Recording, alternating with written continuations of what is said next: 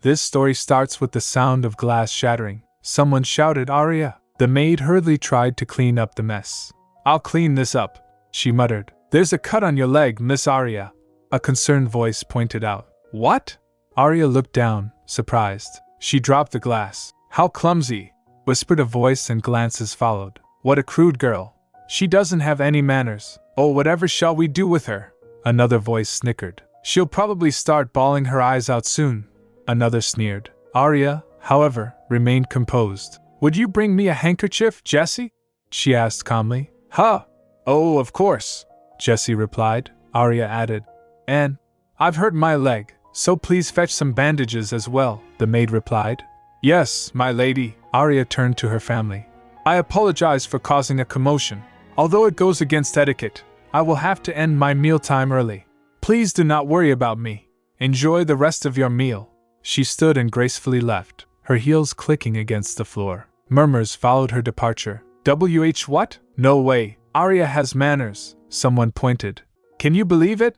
She seems like a different person." Aria's expression remained unreadable. As she was walking, she thought to herself, "Of course I do.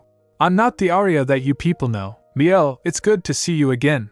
I owe you a lot, so this time, I want to repay you for everything." She recalled her past life where she was detained as a criminal in the town square. A cold command followed. "Have the criminal lift her head." A rough yank forced Aria's chin up. "I expect you know your crime," Kane stated. "Be thankful. This is all for your benefit." Aria trembled as Kane continued, his voice unwavering. "Your tongue is full of malice and has slandered many. It will be purified, and you will no longer be able to commit such sin." Meanwhile, children in the audience whispered among themselves. "Hey, mister, let us see," the guard said. "No, I can't. Seeing something like this can curse you," the children insisted. "We'll only look for a little bit," the guard said. "There's poison on the villain's tongue. We must keep it tightly bound with salt, like this," a child replied. "You're a scaredy cat, mister." Then the children giggled among themselves. "No fair," their giggles rang out. Aria's mind, however, was clouded. "I can't recall how things ended up like this. I can't think straight," she exhaled slowly. "Now, all I want is to be at peace." A voice interrupted her thoughts. "Brother, I have something I must tell Aria." Kane turned towards her. "You cannot, Miel. Not to this criminal. Please," Miel pleaded. She uncovers her head saying, "It is partly my fault that Aria has ended up like this." Kane asked, "What do you mean?" "Miel, I know." Miel's voice softened. She stepped up saying, "Aria accused me of being a thief, pushed me down the stairs, and even tried to poison me recently. But all of that could have happened because I didn't do enough." Kane hesitated. "Miel, that's," she continued. "Please, let me say my final goodbyes to Aria. If you can understand how I feel, even a little bit." Murmurs spread through the crowd. "Why is she struggling like that all of a sudden? Maybe she's scared, now that she's in front of the very person she was trying to kill?" But Aria shook her head, her voice trembling. "That's not it." She struggled against the weight of her past. "Miel didn't do anything wrong. This is all my fault. Before I knew it, I had become a bad person. And now I'm being punished for tormenting you. I'm sorry, Miel. I'm so ashamed." Then Miel came close to her and leaned in. Aria thinks, "I'm so ashamed. I can't even look you in the eye." She looked up and saw Miel's happy face as she was happy and proud. Aria was taken aback for a moment. Then Miel began. "Aria, I've been keeping this to myself, but I wanted to tell you." A sneer cut through the tension. "You stupid wench! How could you be so clueless?" Aria's breath hitched. Miel continued, "All of your servants were actually my servants." She lifts her face up saying, "They told you to harass me, right? I'm the one who told them to do all of that." "You poor fool." Murmurs spread like wildfire. "Wow, Miel, she's praying for Aria, the person who tried to poison her. As expected, she's a saint." Miel's expression remained unreadable. Then, with a cruel smile, she continued, "Shall I tell you why I did this? The reason is very simple. When you first came to our house, clutching your vulgar mother's hand, I wanted to kill you. You both were a disgrace to our family, and yet you waltzed in, smiling so confidently. Trash like you didn't deserve to smile. So I let the people know." Miel's voice echoed. "These people deserve to die. I will show you their true colors." She leaned in, whispering, "I'm so happy to see you in pain." A sharp laugh followed. I thought it'd be dull to poison you, like I did with your mother. So I used the same plan in reverse and told them that you poisoned me, and goodness, they all believed that you were to blame. Miel's voice crackled. You had done so many bad deeds before that no one doubted your guilt. But then again, I manipulated you into doing those bad deeds too. How could you be so foolish? It's tragic that you were born at all. Arya. A voice pierced through the madness. Arya, Arya. Then soft words, unlike the rest. She quickly changed and said, I don't know how you feel about our past, but I won't forget the joyful memories we've had together.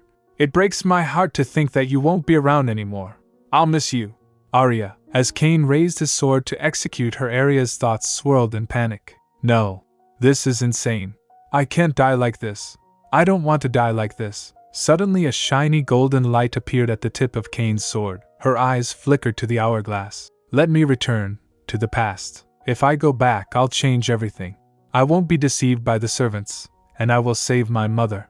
And, as her mind was thinking, she got executed. The next moment she heard someone calling for her. Arya! She heard the noise of glass shattering. She was stunned as to she was not believing that she came to the past. Murmurs filled the air. Her mother said, Really, I don't understand you. You have no manners, and you even fall asleep at the table. She commanded the maid. Clean up the broken glass, the maid replied. Yes, madam. Arya's fingers twitched. If I've really come back. Then Miel asked concerned. Arya? Are you all right? Arya turned, locking eyes with Miel. If I have a chance to pay you back for what you've done, I should take it, right? She smiled. The way you wanted me to be, like a true villainess. Then she said, Will you pass me the handkerchief, Jessie? Later Arya was in her room when Jessie was tending to her wound. She thinks Jessie.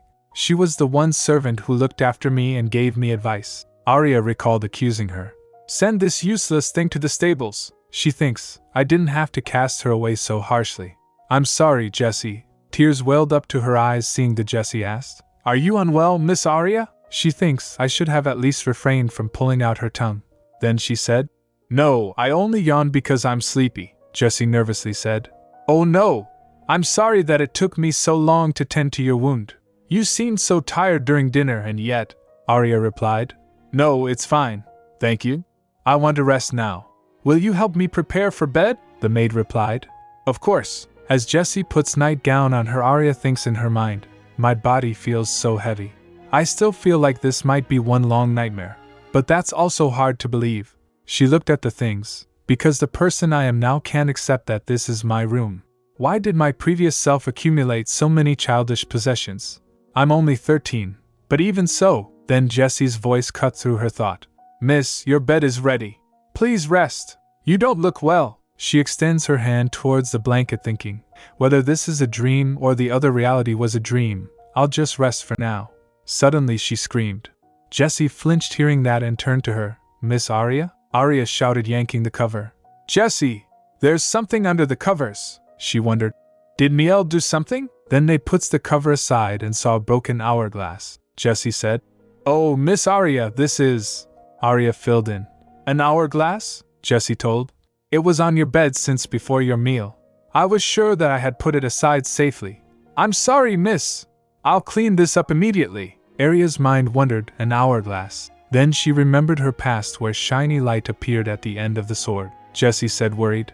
Be careful, miss. She leaned in, murmuring, Right, that's what it was. I know what this is. She thinks God gave me a second chance, so that I could repent my past foolishness. He wanted to save me, a poor girl who was stupid enough to be deceived before. She picks up the broken glass and sand thinking, This is God's mercy. You took pity on me and gave me another chance, didn't you? She clenched her fists, quivering. Jessie again called, concerned. Miss, your hands, she said inwardly. Thank you. Thank you. You've shown me such grace after I died a pitiful death. I will repay your kindness and do my best in this life. Merciful God! Tears came to her eyes as she was thinking. I will not live a life of regret this time. I promise. Jessie was still oblivious as to what was happening to her. Arya thinks, I will make all those who led me to my downfall so miserable and wretched that they would choose death over continuing on. That is what I shall do. Thank you for giving me this chance for revenge. Tears fell from her eyes. Looking at Eris, Jessie thinks in her mind, Miss Arya, Maybe it was because she was born as the child of a prostitute, but she was always ill-behaved and had no manners. But there's not much that can be done. That is her origin. Miss Miel understands this. That's probably why she sent me to serve Miss Aria. She recalled visiting Miel. Miel instructed her.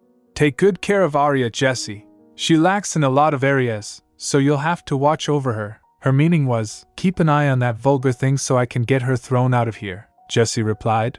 I understand, Miss Miel, but Jessie thinks she is so benevolent. Back to present, Aria turned to her. Jessie, do you think you could fix this hourglass? She replied. Oh yes, I will send it to a repairman, she said to herself. Don't worry, Miss Miel. I will do my very best to take care of Miss Aria. I'll do my best, Aria smiled. Thank you. You see, I owe this hourglass my life. Isn't that amazing? Jessie also smiled. Yes, we should finish treating your wound first. Oh, right. Then they both laughed. Later at the dining table, Count Rose St. Aria's adopted father said, It's been a while since everyone has gathered in one place. Her mother said, It was quite a lonely time in this house while you were away working to support our family, Count replied. That's how things are when you're the breadwinner. Do understand, my dear, the Countess Aria's biological mother said. Don't worry.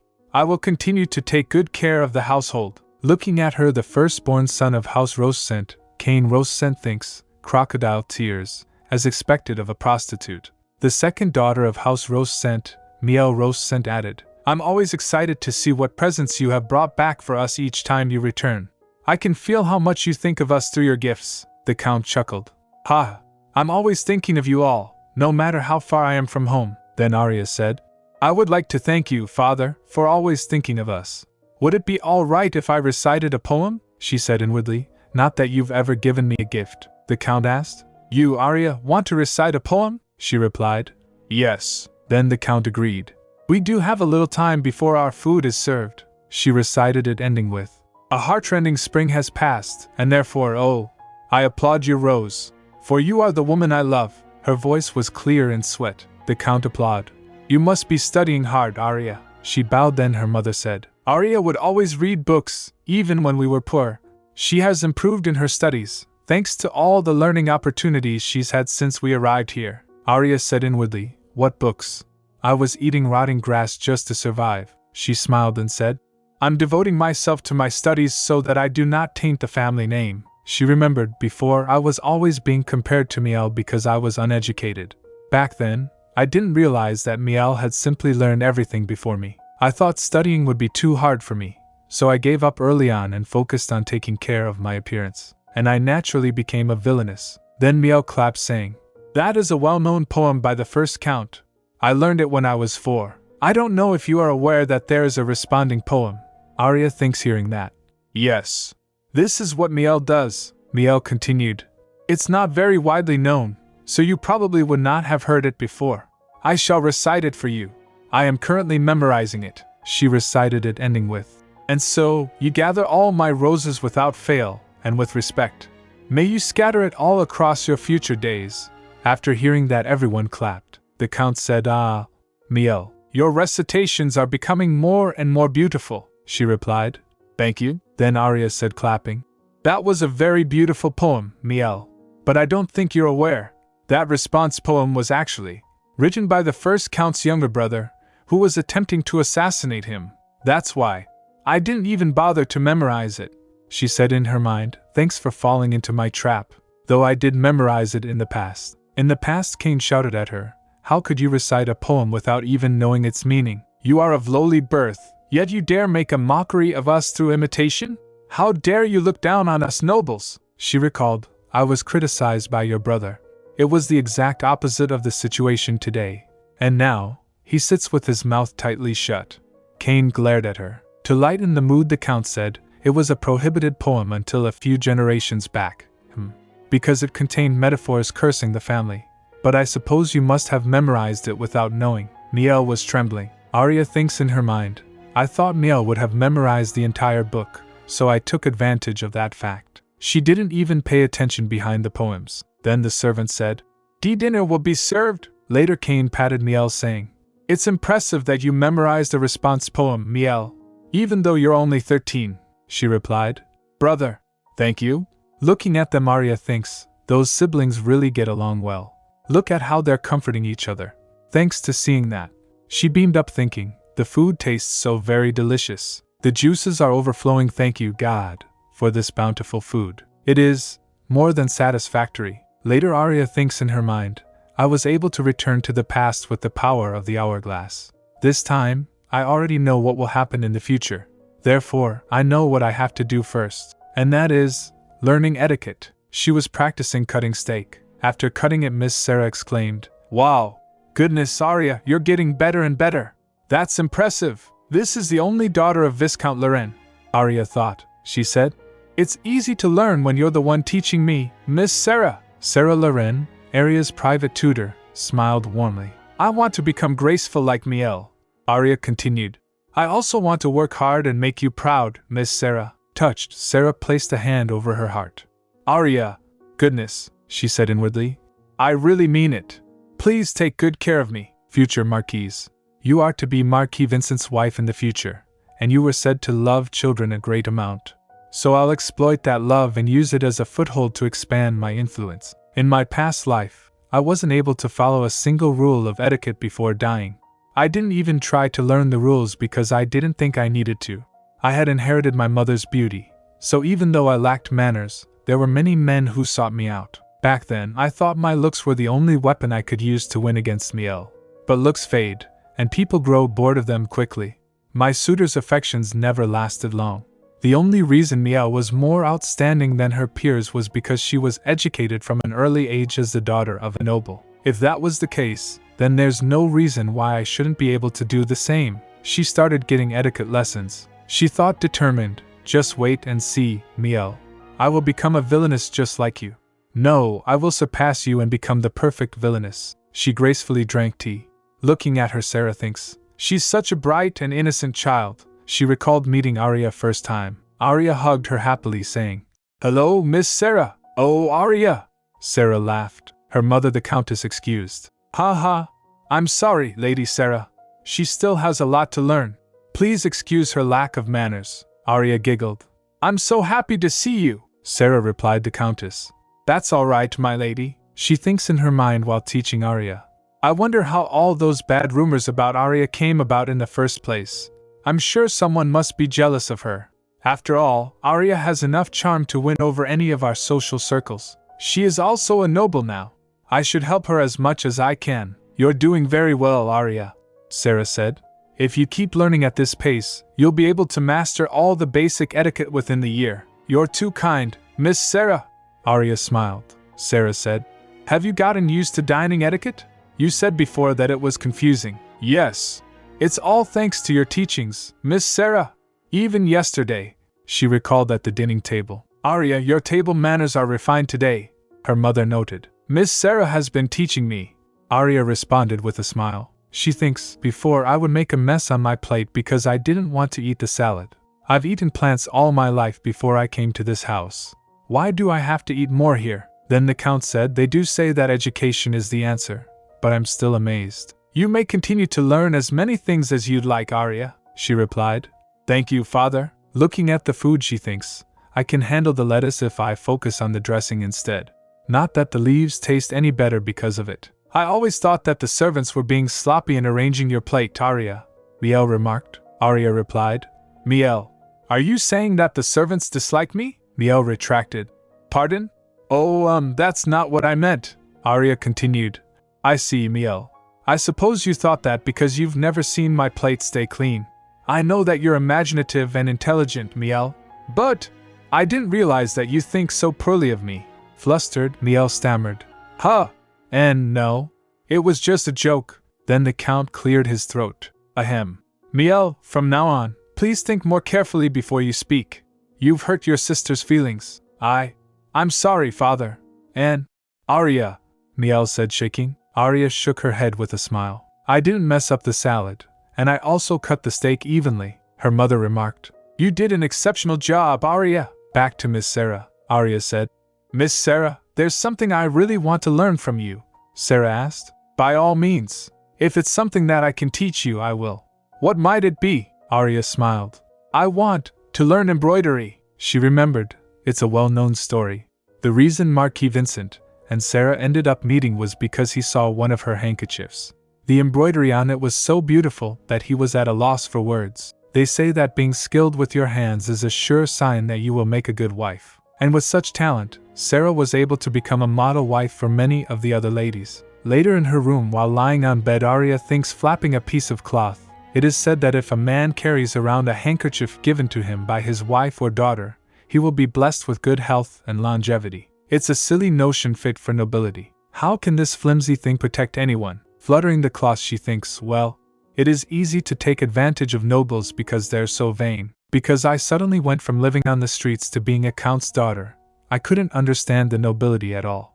And I couldn't accept a lot of things about being a noble myself. This society didn't welcome me with open arms either. She resolved, thinking, so this time, I'm going to try and blend in as naturally as I can. I'll ruin them little by little so they don't notice. After all, that is why God gave me a second chance. Later Miss Sarah was instructing her. Good. Now wrap that thread around the back, Arya showed her. Like this? Sarah replied. Yes, that's right, she remarked. You really are a fast learner, Arya. She smiled. Thank you, Eris thinks in her mind. This is easier than I thought it would be. Before, I would throw my embroidery aside in frustration. It must have been because I had no reason to do it before. But now, my embroidery will serve a clear purpose. Then she showed her work to Sarah. Sarah asked, looking at it.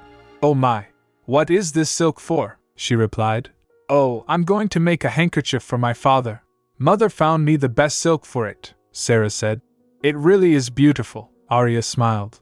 I'll be embroidering our family seal on it. A lily. After hearing that, Sarah thinks, how thoughtful of her. She is such an innocent and kind child. While Arya was seriously thinking, I can't let news of my embroidery lessons reach Miel's ears. If it does, Miel will start learning embroidery as well. And if the Count finds out, he might purposely decline my handkerchief in favor of Miel's. She remembered, so I asked Mother for help while keeping it a secret from others. Thank God I at least have Mother on my side. Either way, Miel's hands are slower than you'd expect. She didn't finish her first work of embroidery until she was 15. But you never know what would happen if she finds out about my lessons and starts learning earlier. I must learn everything as quickly as possible before Miel can, so that I can take everything that Miel has ever accomplished away from her. A while later, Sarah remarked, looking at her work. Arya, really, your embroidery is amazing. You could proudly show this handkerchief off anywhere. You could even sell it. You flatter me, Arya responded. She thinks, this person really is good at embroidery. She must have learned it at a young age. Sarah continued, since the handkerchief for your father is finished, we'll move on to something else for today.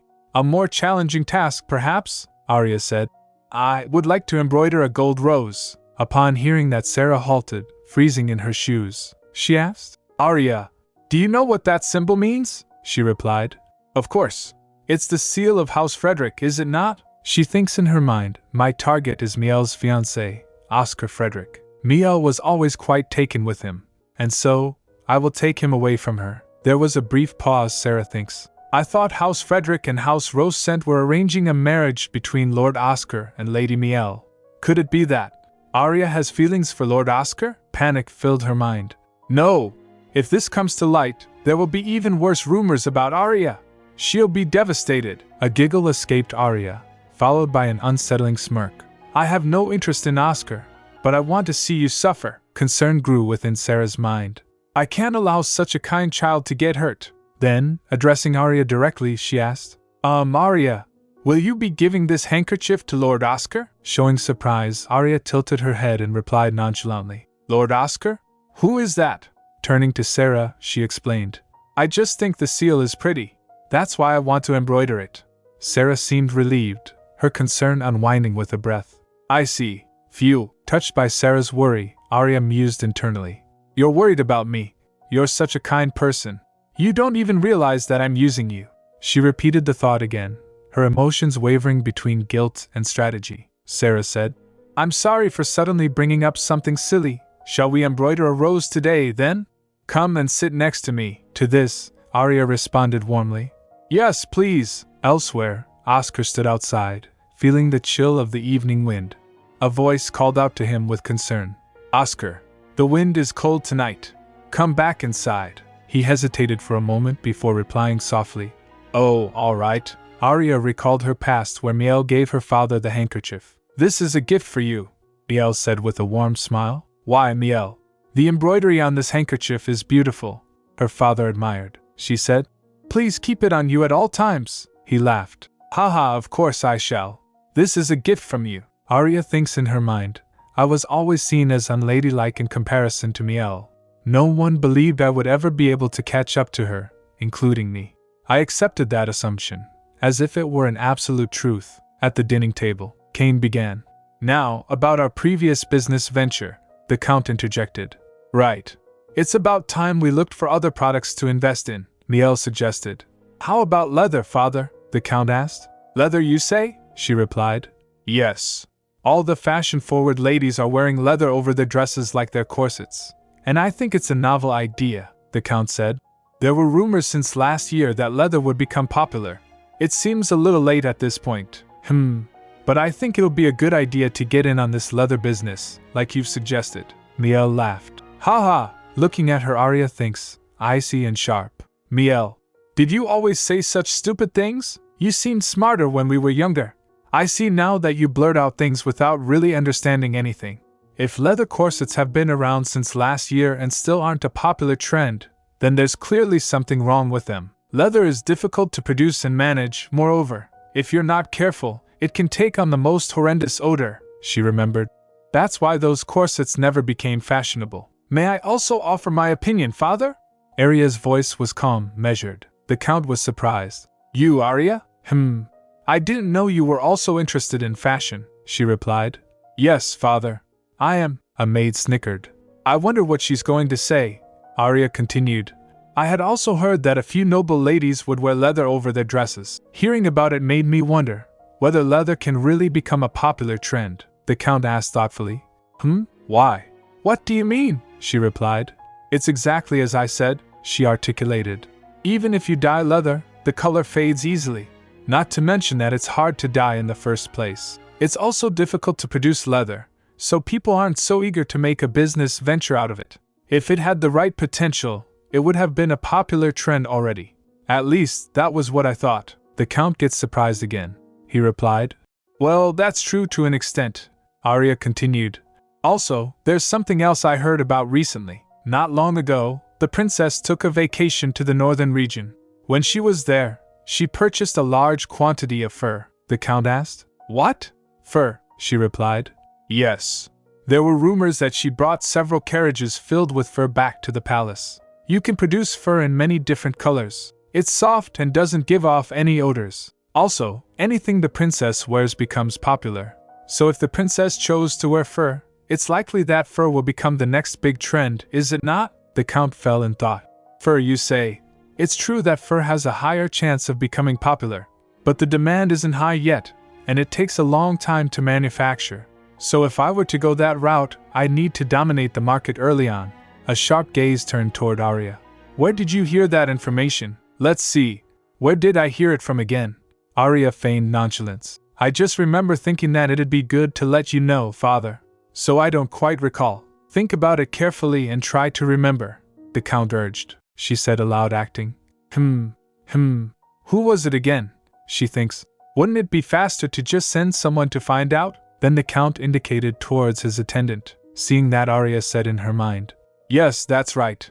That's the quicker route. A smirk played on Arya's lips. If he followed her suggestion, his success would all be thanks to her. If he didn't, it would be on him for not listening. Either way, she didn't lose. She then playfully smiled. My apologies, father. I really can't remember. I see. He cleared his throat. Ahem. I can't believe I was almost swayed by the words of a child for a moment there. Oh, father, Miel chimed in.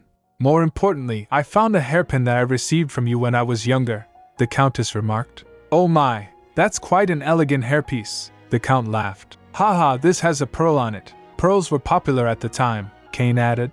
It looks like it would still suit you today, Miel. The room filled with chatter, the echoes of past and present mingling. The conversation drifted, but Arya's thoughts were elsewhere. Later the Count prepared to leave for the business of fur. As she watched the departing figures, Arya noted with satisfaction.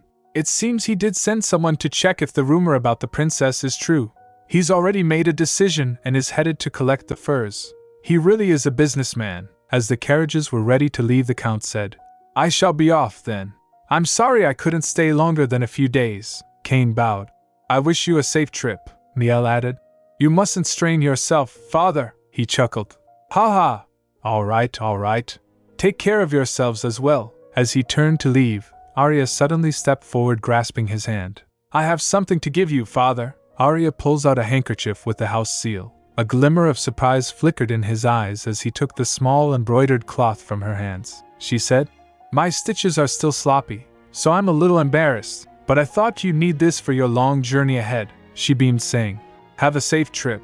My goodness. Her mother examined it closely. She said she was going to do some embroidery, so I got her some silk, but this is better than I expected. The Count looked at it, saying, Haha, this is quite the gift. I will treasure this, he said with finality. She giggled. Haha, I'm glad it seems to your liking, father. Then turning to Miel and Cain, Arya asked, Would you like me to make you one too, Miel? What about you, Cain? Cain barely spared a glance. No, I don't want one. Oh, really? Arya's inner voice was light, playful. Honestly, it didn't matter whether Cain wanted one or not. She just wanted to see Miel's defeated face. Miel trembled. I don't need one either. Okay, that's fine, Arya replied, her voice laced with amusement. After the carriages left for business, doors slammed shut behind Arya. Miel's composure cracked.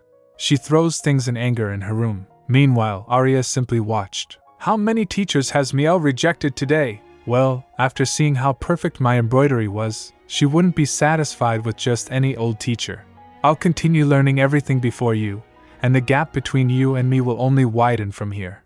Eventually, our endings will change. Even though you're young, you can still sense that much, can't you? Miel. Later, Arya was lying in the shade alongside her mother in garden. Her mother remarked, This tea has a nice fragrance. You're right, came the response. Her mother said, When I look at you lately, I think it's about time you started looking for a husband, Arya replied. But I'm only 14, her mother said. You'll be 15 soon. A woman's youth is short-lived. When I was your age, things were really difficult. I had to keep every customer happy just to survive. It was hard work. There were men who genuinely wanted love, but even those men stopped coming to see me eventually. They were all just talk, the reminiscing continued. On the other hand, there was a baron who turned and walked away as soon as he heard that I was pregnant with you. The nerve! Arya's voice was sharp as she said, Then you should have gotten rid of me. The response was cold and matter-of-fact. I would have. A child would just be a burden when you're trying to survive in a place like the streets. That country bumpkin wouldn't have taken me, even if I had gotten an abortion. A sip of tea seemed to soften the atmosphere. Well, I did regret giving birth to you at the time, but things worked out well in hindsight, did they not? Arya asked. Did they? The response was firm. Of course. A count with a domain and high status is better than a mere baron from the countryside, don't you think? I had to struggle for a few more years, but that's all in the past. Then she turned to the maid. The tea has cooled down. Brew us some more, the maid complied. Yes, madam. Then Arya thinks in her mind. I suppose you were only able to make it off the streets because of how you are, mother. I'm just grateful that you brought me along to the manor without casting me aside. Before, I was a useless fool and couldn't do anything to stop your death. The topic shifted abruptly. You know, it seems that Miel has taken an interest in the first son of House Frederick. There was a dramatic pause. Then Arya replied, You mean Lord Oscar? Her mother said. Yes. I hear he's in the same year as Cain at the academy. Miel was begging us to invite him here. The house of Count Rosecent and the house of Duke Frederick. It's the perfect union. Of course, House Rosecent has 2 daughters now, she remarked with a chuckle. Arya replied, That's true. Came the laughter in return. As the laughter subsided, her mother's voice softened, addressing Arya. I only wish for you to be happy, Arya thinks in her mind. Don't worry, mother. I'm prepared to ruin Miel, at the very least. They say that people feel happiness through comparing their lives to the misfortunes of others. The wind stirred, cool and sharp. It was a quiet end to their conversation. After a few days, Arya was having tea with Sarah. She thinks in her mind, Cain has gone off to the academy, and Miel has shut herself in her room with her embroidery. None of the people who usually look at me with contempt are around. I can't help but smile. Seeing her happy, Sarah asked, "Did something good happen, Arya?" She replied, "I think many good things have happened lately." "Of course. Out of all those things, meeting you was the best thing that happened, Miss Sarah." Sarah looks touched. Arya thinks, looking at Sarah, "There are many ways in which I can use you. You're really helpful, you see." Sarah smiles brightly and continues, "I have some exciting news for you today, Arya." "What is it?" she asked, curious. She said, "In a few days I will be holding a small tea party with only my close acquaintances, and I would like to invite you too, Arya." Sarah wasn't well connected at all before she married a marquis. But now, she's acting like a proper noble. Sarah continued, "You're such a lovely little lady, Arya. I would like to show you off to all my acquaintances." She hesitates, but Sarah seems eager, almost too eager. "Everyone is positively lovely. Won't you come?" she asks again. "There will be good tea," she adds as a final lure. Hearing that, Arya thinks, she's inviting me to prove those rumors false. The prostitute's daughter is jealous of the count's daughter and harasses her every day. She takes after her mother and her nasty disposition. That sly minx is trying to ruin House Rosent. Poor Miel has no choice but to cry herself to sleep every night. Those rumors, they're all true. That was all in the past, but the truth is the truth, except that last rumor about Miel. Well, I suppose it's about time I dispel those rumors. Sarah continues, "It'll be good for you to meet new friends.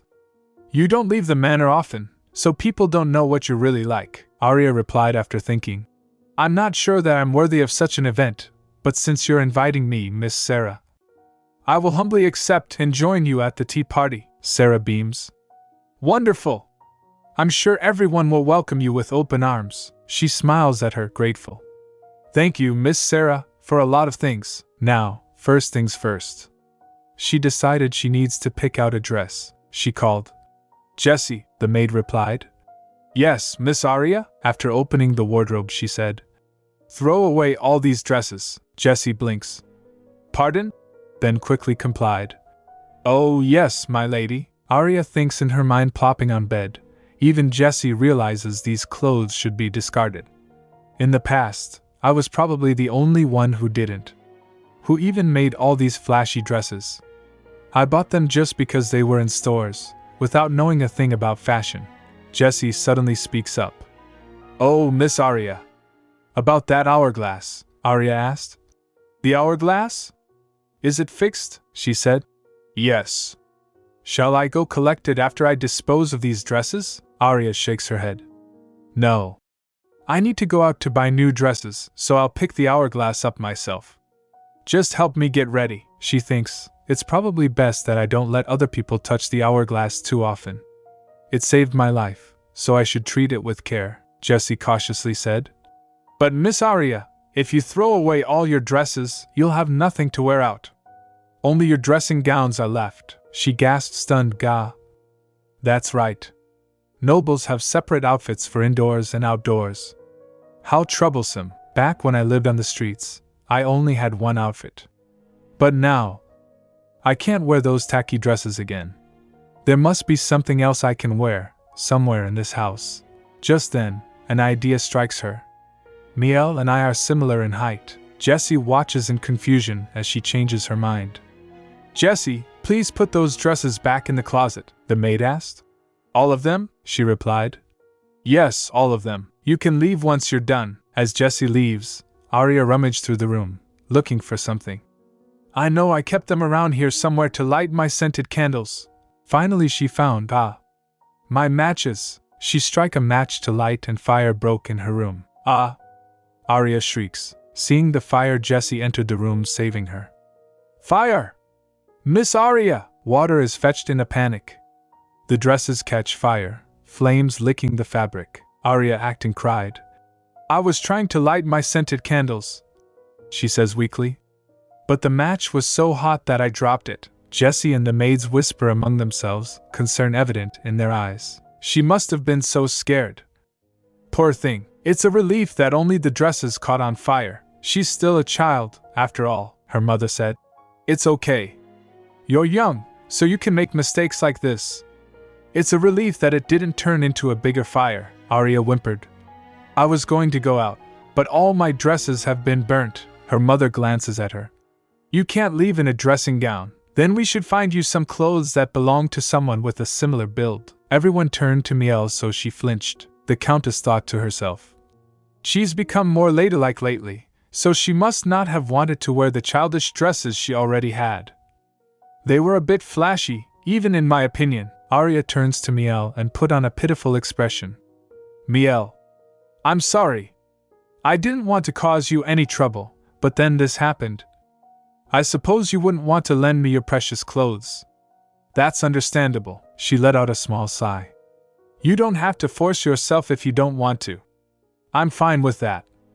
It'll be embarrassing, but I can go out in my dressing gown and return home quickly, so you needn't worry. Upon hearing that, the maids whisper among themselves. A noble going out in a dressing gown. Is that even allowed? Oh no, she continued. I'll be quick about it so I don't bring shame to our family. No one really knows my face anyway. The maids whisper to each other. The murmurs and whispers grow louder. Is Miss Miel not going to lend her a dress? Miss Miel is colder than I thought she'd be. Oh no. If she leaves dressed like that, it will bring shame to the family. Arya thinks if I had thrown a tantrum like before, the servants wouldn't have been this sympathetic. Now that I know there's a more effective way of getting what I want, I won't react so childishly anymore. Miel finally gave in. Fine. You can borrow one. Arya was about to leave, but upon hearing that she stopped. Miel said, Clothes aren't important anyway. Arya brightened up. Really? Thank you, Miel. A maid remarked, seeing that. Gosh, that's wonderful. How cute. Miel smiled. Thank God we wear similar sizes, Arya happily said. You're such an angel, Miel. Thank you. What can Miel do at this except laughing? Then she showed Arya her dresses, she said. You may wear any dress you like. Arya wondered, rustling through the closet. It should be around here somewhere.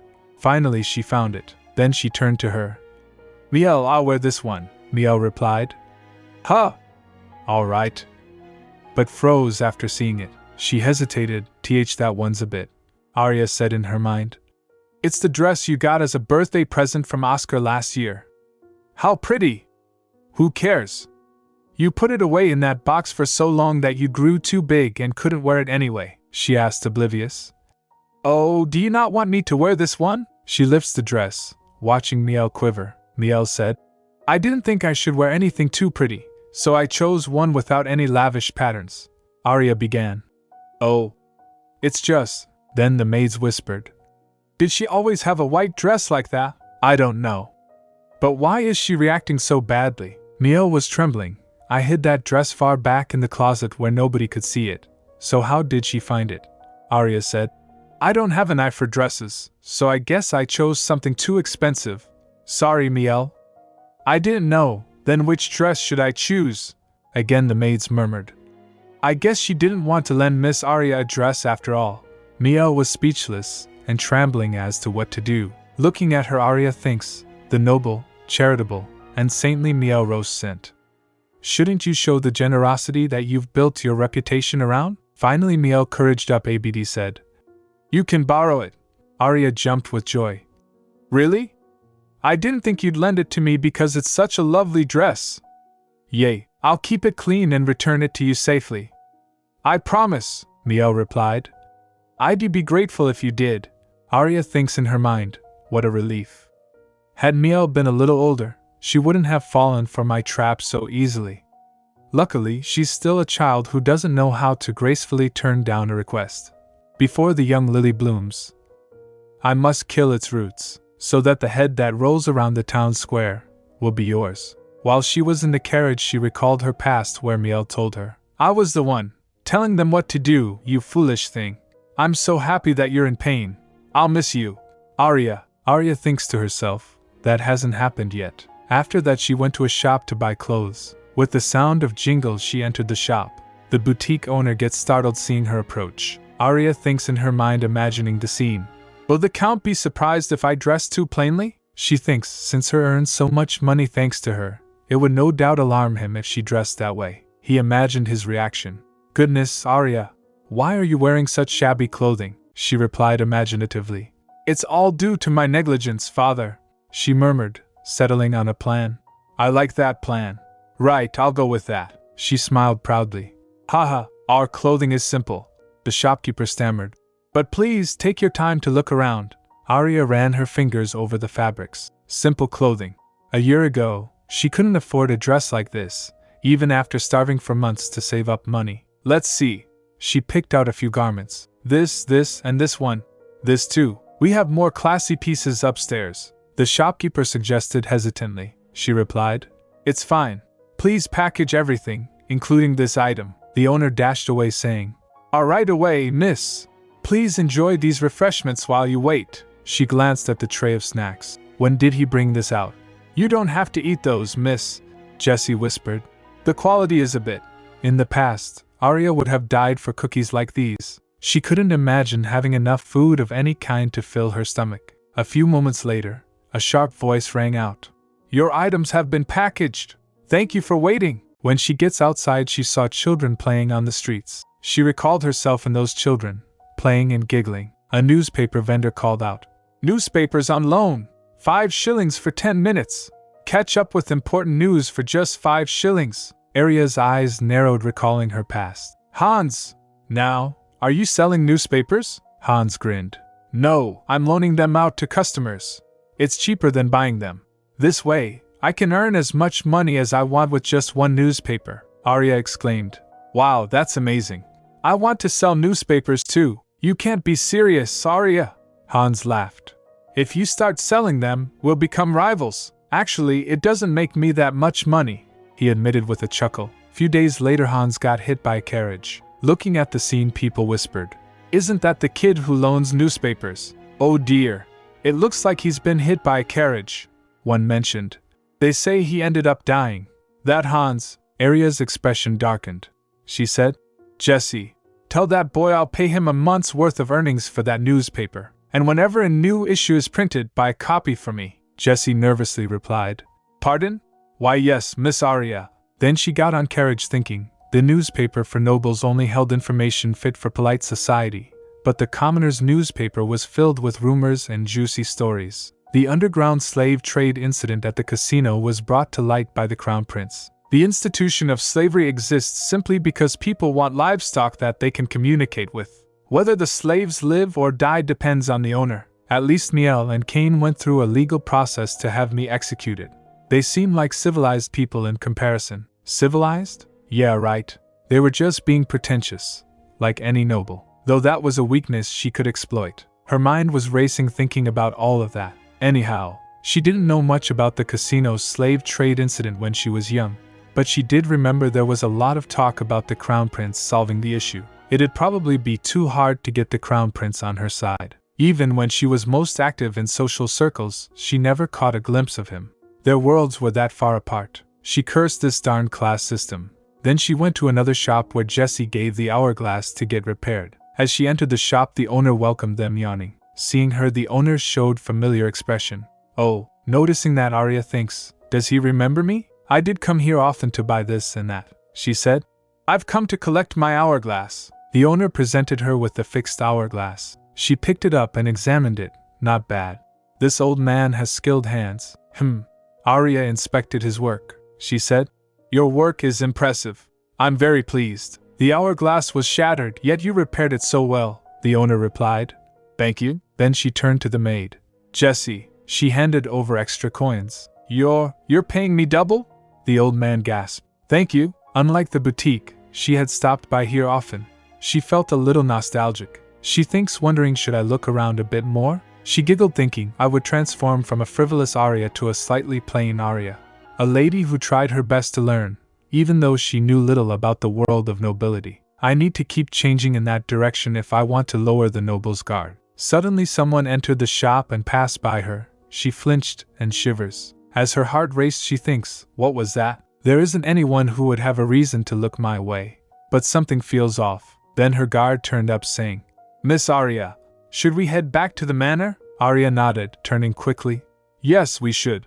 I have nothing more to attend to here. She felt relieved. For some reason, she felt like she was in danger. She thinks in her mind, I finally got a new start in life. I can't fall into danger now and jeopardize that. The shop owner bowed to her as she was about to leave.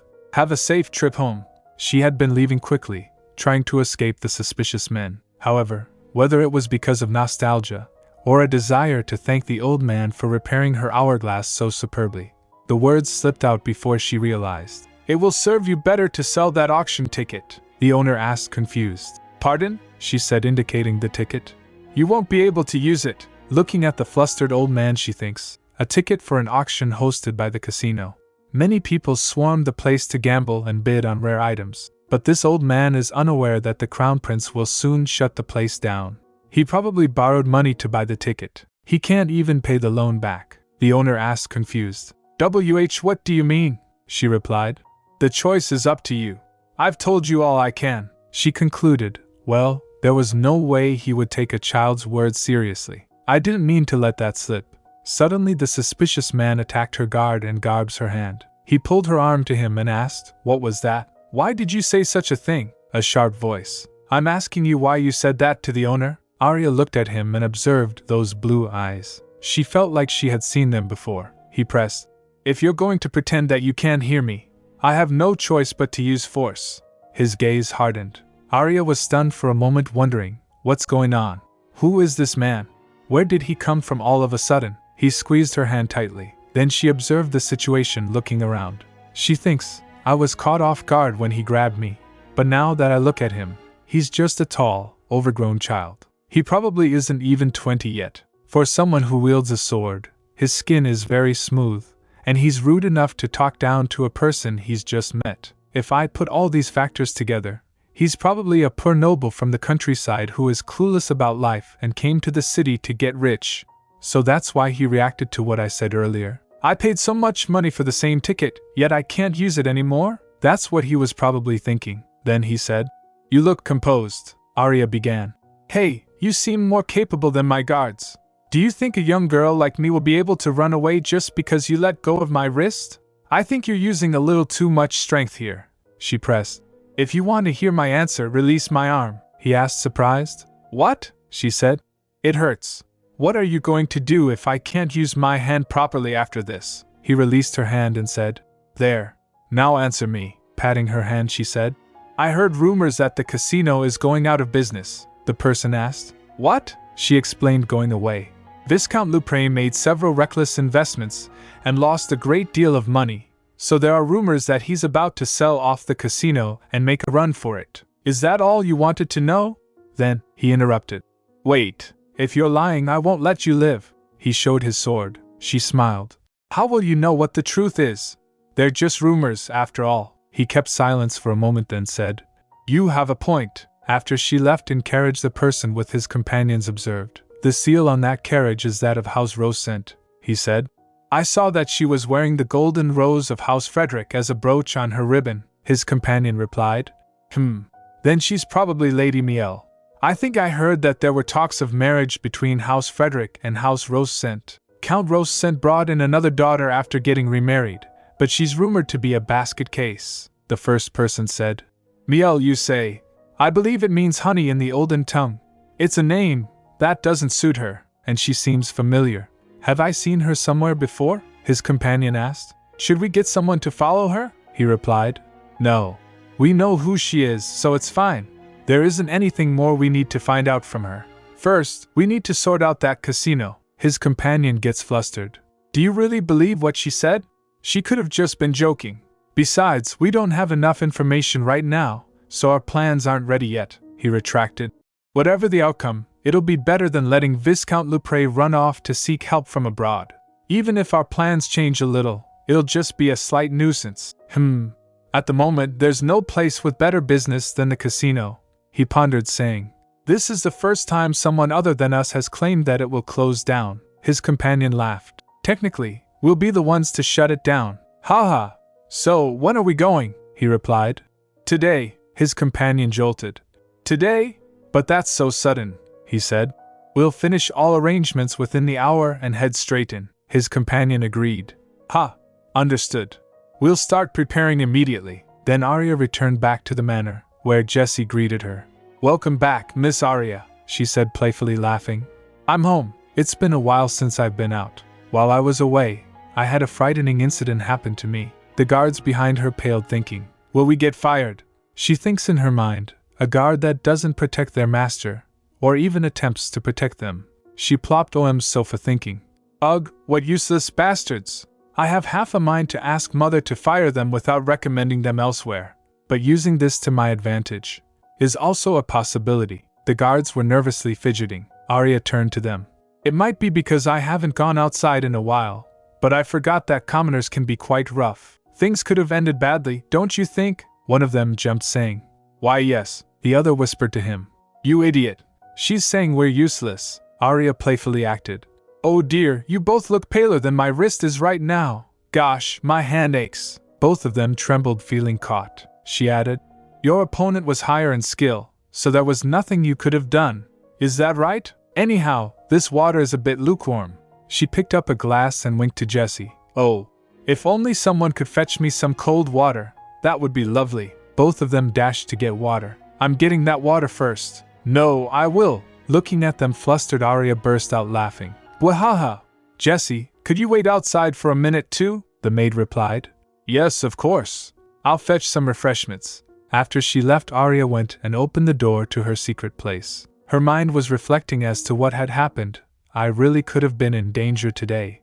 I should return this dress to Miel quickly. My height, hair, and eye color are similar to Miel's, so he won't immediately realize that it's me. If I tell Miel that I got compliments wearing her dress, she'll want to make sure people know it's hers and will wear it out a lot more, though it really is her dress. By doing that, I can pass off any bad impression of me to Miel. She puts the box with the hourglass in safe. Then the guard rushed back with water. While receiving it, she laughed. I thought I would die of thirst. She smiled, saying, please keep up the good work. She thinks, because I now know the future, I'm that much more afraid of not being prepared for it. So I will work to make you both my faithful dogs. Of course, if I never see him again, that would be the best outcome. The guards laughed nervously. Haha, we're in your debt. Thank you, Lady Arya. Later, Arya told Miel, Miel, you know that dress? I got so many compliments about how pretty it was. Even though it doesn't belong to me, she replied, no matter.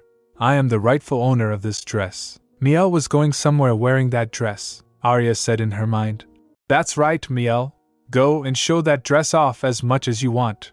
Please take the blame for all the suspicious things I did in that dress, too. Arya was having her lesson with Sarah. Sarah said, it will be a gathering of 6 people, including myself and you, Arya. That's why. I think handkerchiefs would be good gifts, Arya asked, surprised. Gifts? Sarah replied. Oh, that's right. I'm sorry you mentioned that this is your first tea party. At a ladies' gathering, we usually exchange our personal handicrafts with each other to deepen our bonds of friendship. Since you have wonderful needle skills, Arya, you should prepare some embroidered handkerchiefs and… Arya remembered. I was told that family members could also exchange handicrafts, so I told my mother. But she scoffed at the idea. Why would I need to do something like that when I'm already a countess? If I were to do this with Miel… She imagined herself and Miel. She said, your embroidery is beautiful, Miel. Miel replied softly. It's a representation of how I feel about you, Arya. In reality, it'd be more like this, Arya said. Your embroidery's beautiful, Miel. Though the only beautiful thing about it is the thread you used, Miel snapped. It's a representation of how I feel about you, Arya. Could you please go somewhere far away and drop dead? She concluded. Wouldn't gems make nicer gifts? I'm not sure, but since gifting handicrafts is the rule, I should follow suit. Sarah showed Arya a handkerchief, saying, so I designed this using the Empire's seal. Shall we start making some more for the ladies? She replied. I'd like that, she resolved. Anyway, since I'm doing embroidery again, I should take this opportunity to shove my skill in Miel's face. Later she presented a handkerchief to Miel and said, I'm sorry. I know you said you didn't need a handkerchief, but I really wanted to give one to you, Miel, so that I could deepen my bond with you. I heard that many noble ladies exchange handicrafts like this. Miel was caught off guard. She felt defeated, unable to do anything. She said, oh, I see. Thank Arya pressed. Oh, I heard that you've been working hard on your embroidery as well. Could I take a peek? Miel flinched. There's nothing to see. I have something to do, so please excuse me. She slammed the door shut, while Arya was saying, all right. Maybe next time then. Bye. Later, Arya was thinking about her past life, Miel. It would be nice if you could remain stupid until the day you die, but you'll soon grow up and become wiser. Why did I ever fall for that child's games and throw that water jug like an idiot? After that, my life started to go downhill, though it's true that I was wrong to throw the jug to begin with. Miel was the one who prompted it. She sighed to herself, thinking. Jessie was preparing her for the tea party. When she's done, she said, "It is finished, Miss Arya." Arya thinks, looking in the mirror, I just need to be extra careful, so I don't revert back into the same person I was before. Well, time to prepare for my future and go meet those noble ladies. I should take my new dogs out on a walkabout now. Right. When she went out to the carriage, the guard greeted her flustered. "Welcome back, Lady Arya," she mused. "Why are they so nervous?" She then said, "The new guard next to you is staring at you funny." He shrugged. "Ha, it can't be helped, I suppose," she said.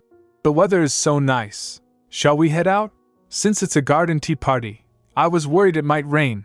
It's such a relief that the sun is out." She beamed, singing a melody. Her attitude was positive.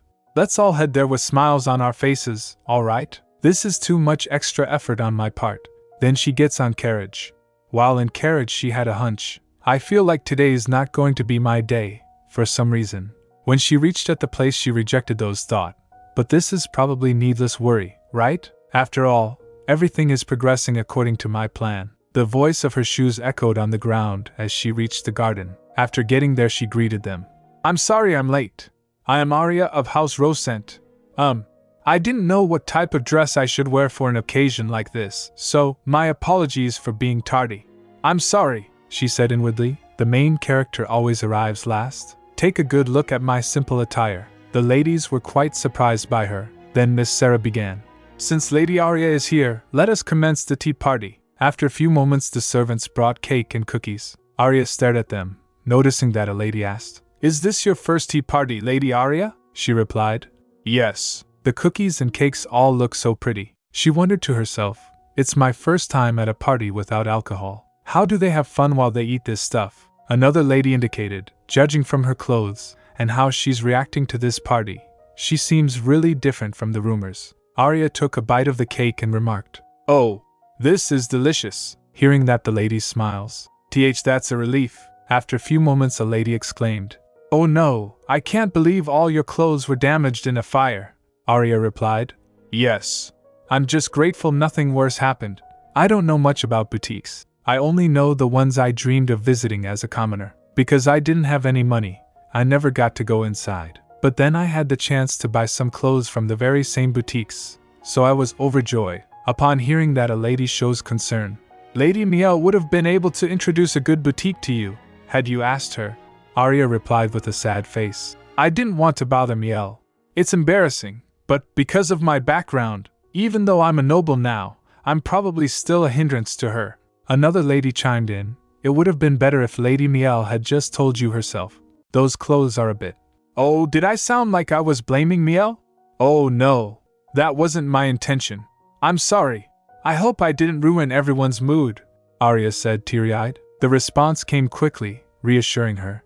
"No, not at all." Then Arya raised her hand towards Jessie, said, "I was looking forward to chatting with other ladies near my age at this tea party. They're small gifts, but I hope you'll accept them and continue our fun conversations together." A gasp of surprise followed. "Gosh, this is..." Arya continued. "I embroidered these handkerchiefs after being taught by Miss Sarah. I hope they're to your liking." Admiration was expressed, and Arya thought to herself, "Good. After gaining their pity, I naturally went on to earn their goodwill. My plan's going perfectly." She reflected on her efforts. "These trifling efforts take a long time and are boring, so I don't want to do any of it." But Miel partook in these social gatherings and was able to gain many allies. Therefore, I know there's no reason I can't do the same. Arya pondered further. Who were Miel's main allies again? It would be better to bring them over to my side so that Miel can't use them to climb the social ladder. But I have no idea who they are. Someone commented, "Goodness, I can't believe you've gotten this skilled only 2 weeks after learning embroidery," Sarah pointed out. "Lady Arya is a fast learner." Arya smiled graciously. "If you like the handkerchiefs, I'll make more for the next gathering." Concern was voiced. "Won't it inconvenience you?" Arya shook her head. "Not at all. Embroidery is my one hobby, so I'm glad that my work is to your liking." In return, an offer was made. "Oh my, How about I take you to a bouquet shop that I know when we next meet? We can also stop by a dessert shop that I frequent. The chatter grew lively, though there was hesitation. One voice raised a concern. Wouldn't it be dangerous for us outside, especially after that incident? The curiosity rose. What do you mean? The incident with Viscount Lupre was brought up, a lady said. That's right. They say he was running a slave trade in the casino basement.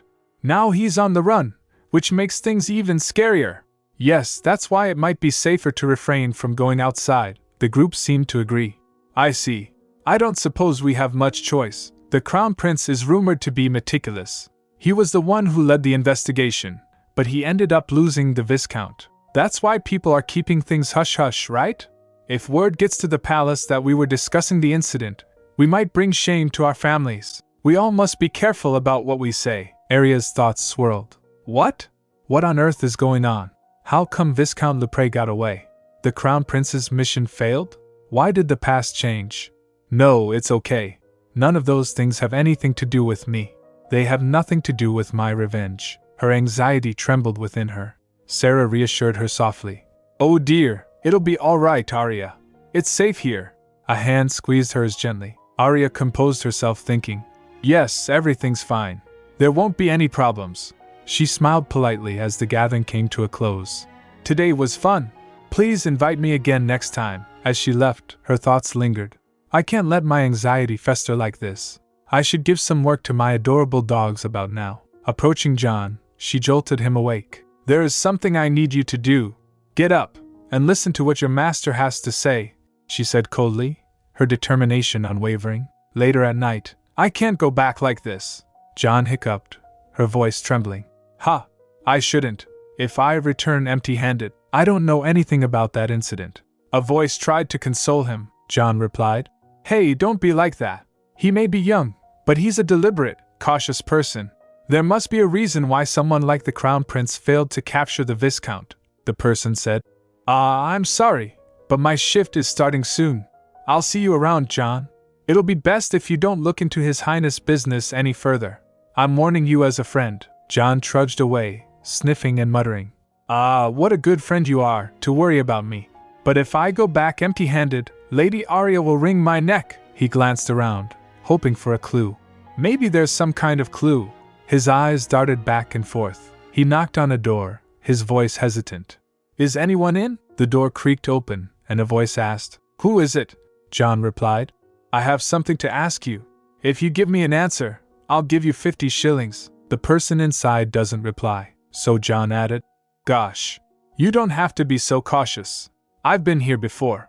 You know, I was with the lady who wanted her hourglass fixed. Recognition dawned on Honor. Oh, right. Please come in. The door creaked open further, and the person continued. Thanks to that lady, I resold that auction ticket and was able to repay the money I'd borrowed, John replied. Did you now? That's good to hear. Then the shop owner offered him a glass, asking, by the way, is the lady not with you today? The host offered him a drink, and he accepted. Thank you. Oh yes, I'm alone. I had some personal matters to tend to. He gulped down the drink. As soon he did that, his head fell on table. Then the Crown Prince and his companions appeared there. The prince instructed. Check his face. Examining John, his friend who was with the prince said, His name is John. We were in the knightage together for a while, but now he works as a guard for House Rosent. Upon hearing that, the prince said, That girl, Miel, was it? I forgot about her because we were chasing after Viscount Lupre, he commanded. Look into Count Rosent and any ties he might have to Viscount Lupre. The host nodded. Yes, sir. What should I do about him? The prince's response was cold. Leave him. The more traces he leaves behind, the easier it'll be to find our way to that girl. Suddenly, a burst of activity erupted. We've found him, the prince shouted. Move out. The next day John showed up to Arya. Arya spared him. He was surprised. He asked, What did you just? Arya replied, I said you can go. Don't show your face again until I call for you. Right. You should go keep an eye on Miel, John asked. You mean Lady Miel? Arya nodded. Yes. Did you do as I asked yesterday? John replied. Yes, of course. There wasn't anybody who asked about you by name. But if anyone does ask, I am to say that you're the daughter of the Rosent family and nothing more. Arya raised her hand, dismissing the host. That's right. You may be excused. Jessie gave him some coins as a reward. Her frustration boiled over. That useless piece of trash! He went all the way to the area around the casino and still didn't find out anything? There was a commotion there last night because they caught Viscount Lupre at a nearby tavern. I don't know if he's lying or he's just downright stupid. That trash. She sipped her tea, her mind racing. Whatever, I can just cast him aside, and that'll be that.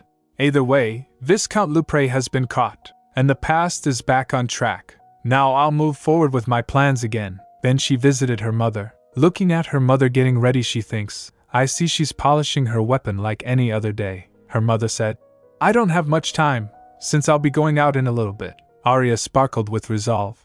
It's nothing much. I just wanted to ask you to assign me a private tutor. The request surprised her mother. A private tutor? You were firmly against it before, her mother remarked. Well, I suppose you have changed as of late. Arya smiled. Yes. Then her mother asked, Have you thought of someone in particular? Arya gave her a list. I would like to learn about the liberal arts, history, and literature. So I looked into some people. She thinks to herself, you can't garner any attention in social circles simply by being a little skilled at embroidery. It's time I started expanding my connections, little by little. Her mother looked at the list and expressed doubt. I don't think these people will be much help. I knew when you chose Lady Sarah from House Loren, but it seems you really don't have an eye for these things. They're all from the families of mere viscounts and barons. Arya smiled, her confidence unwavering. She remembered. These women end up marrying their sons off to ladies from high-ranking families and rise in social status in the future. To be more specific, they showed interest in having me as a daughter-in-law until they realized I was cast aside by a count, so they eventually sent their sons off to marry more docile ladies. Right now, those women still want to tie me to their sons somehow, so they will try their best to win my favor. And that will make it easy for me to make more connections, her mother said. I don't think these women are very knowledgeable, Arya replied. Well, I can't share Miel's private tutors with her, so her mother said. When it comes to her studies, Miel is in a different league altogether. I understand. If these are the people you want, so be it, she instructed the maid. Send each of them a letter, Arya said in her mind. You probably can't be bothered to look around for someone better. Arya smiled modestly, her thoughts racing. But the fact that mother doesn't care that much has always served me well. Her new tutor greeted politely. Hello, I am Celine from the house of Viscount White. Arya responded warmly. Welcome, Viscountess White. I'll be in your care from now on. Oh, you're that man's mother, she thought to herself. But her expression remained composed. Arya remembered talking to this woman's son, who whispered to her, As your mother, I would like you to get married to the daughter of a high-ranking noble. Arya raised an eyebrow, unimpressed by the suggestion. Huh? What? He said, That's what my mother always tells me. To meet a good woman. So, I probably can't marry you, she responded coldly. Who said I wanted to marry you? Still, Arya kept her thoughts to herself.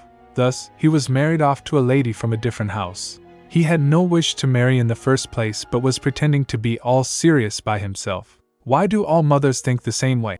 The lesson commenced. The tutor attempted to explain a basic arithmetic concept. That's right. If you have 3 cookies and add another, there will be 4 total. Therefore, 3 plus 1 equals 4. Arya nodded mechanically but thought sarcastically, Wow, I see. How stupid does she think I am? After a moment, the tutor said with sincerity, I've only just met you today, but I can see that the bad rumors are all simply gossip. You have started your studies a tad late, but I will do my best to teach you. Please leave it to me. Arya smiled and replied courteously. Haha, you'll probably have to help me a lot, Miss Celine, the tutor chuckled. Goodness, you don't need to address me so formally. Please just call me by my name. You can be more casual. But Arya firmly declined. No, I couldn't possibly do that when I'm being taught by you. I don't need to be as nice to her as I am to Sarah, she thought. So I should just be polite and leave it at that. As the lessons continued, Arya observed the women in her circle. These women are all trying to get in my good graces. It's a bit overwhelming. The lessons themselves are helpful. Your sons only pursued me for my looks, so I'll never give them a chance. But none of you know that, do you? So you all should just keep working hard to win my favor. Arya composed herself and dismissed these thoughts. Her expression turned sharp and focused. The only man I'm after is Oscar. My only motivation is to get in Niel's way. I'll do my best to ruin things and take him from you, Miel. Your pain equals my joy. Later, during an encounter with Sarah, Arya's mood seemed to shift. Sarah noticed and commented, "Oh my. You've made a mistake, yet you're still smiling, Arya. Did something good happen?" Arya replied with a light laugh. "I have some new tutors now. I'm surprised you noticed," Sarah beamed. "I can easily tell, from looking at you," Arya replied. "It's thanks to you, Miss Sarah. After being taught by you, I realized how fun it was to learn something new," Sarah remarked. "They must be good tutors," Arya agreed with a smile. "They're very honest and full of smiles and laughter," Sarah's kind words continued. "That must be because you're a bright and kind person, Lady Arya." Arya responded with a calculated thought. "You're such a kind person, Sarah. That's probably how you won that cold Marquis over. The embroidery on that handkerchief was just a catalyst for your encounter with him," she concluded warmly. "But out of all my tutors, I like you the most, Miss Sarah." Sarah blushed, touched by the sentiment. "Goodness, Arya." She hugged her affectionately. "I like you very much, too. I hope you can meet someone nice and be happy, Miss Sarah." Sarah smiled sweetly. "Thank you, Arya," but her ulterior motives were, "Because then, you can become a powerful ally of mine. It's so easy to deceive you. You really are the best, Miss Sarah." Later at the dining table, Arya looked at Miel, who was looking down. Arya pondered for a moment. Maybe her embroidery isn't going too well.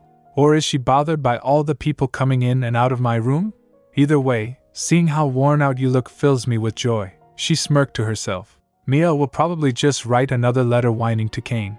She can only be comforted by her brother, who is stuck in a dormitory at his academy. She really is a pathetic fool. Determined, Arya thought, I will continue to increase my knowledge and power and ruin talks of your marriage to Oscar through the very same methods you used to ruin me.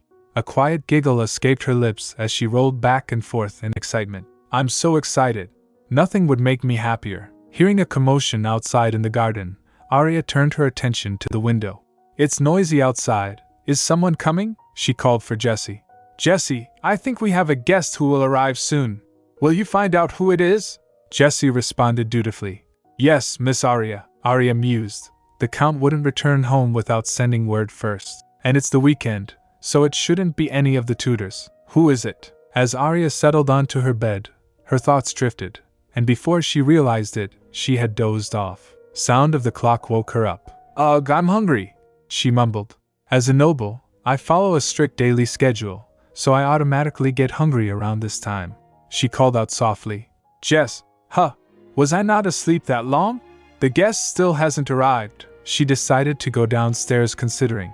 I think I should ask for an extra servant who can run little errands for me. The silence in the house struck her as strange. It's way too quiet. She heard Jessie's urgent footsteps approach. Miss Arya! Jessie's voice was filled with urgency as she blurted out. Lord Cain has returned, along with Lord Oscar. Arya thought to herself, even without hearing the urgency in Jessie's voice, I could immediately tell who the mystery guest was. Oscar Frederick. Her thoughts raced. Our first meeting should have been further in the future. Did Miel's letter cause it to happen earlier? I can't believe I have to meet him in this state. She was taken aback for a moment, then showed curtsy. Seeing her come, Miel flinched. Then Arya returned with Jessie to her room. Miel, turning to Oscar, said, Lord Oscar, we've prepared a delicious meal after we received word of your visit, he replied. Thank you. Arya quickly prepared herself, issuing commands. Jessie, prepare some clothes and brush my hair for me. Jessie nodded. Yes, my lady. Arya exhaled deeply, calming her nerves. It's fine. The timing's changed a little, that's all. It's clear what I have to do. Then she went down and cautiously said, No one sent for me no matter how long I waited, so I just came down. Will I be interrupting if I join you? Miel gets stunned, dropping the fork. Arya was greeted with surprise, but Lord Oscar addressed her politely. He rises up saying, Oh, Lady Miel must have forgotten to call for you due to my sudden arrival. Let me apologize in her stead. He turned to a servant and commanded, You there! Hurry and bring another serving. The servant responded promptly. Right away, sir. Arya sits beside Miel. Oscar then introduced himself with a composed demeanor. Hello? I am Oscar from the house of Duke Frederick. Arya observed him carefully, her thoughts racing. Oh, it seems that I really have been given a new opportunity. She smiled gracefully and replied, It's an honor to meet you. I'm Arya, Her gaze shifted to Miel, who appeared visibly unsettled. Goodness, Miel, you don't look well. Are you okay? You just dropped your fork. Miel flinched and stammered. Oh no. I'm alright. Aria's thoughts turned inward. You really are foolish. I was really foolish, too. The Count who brought home a pretty agreeable prostitute. His son, who took his anger out on his young stepsister. And his daughter, who would blame all the dirty things she did on me.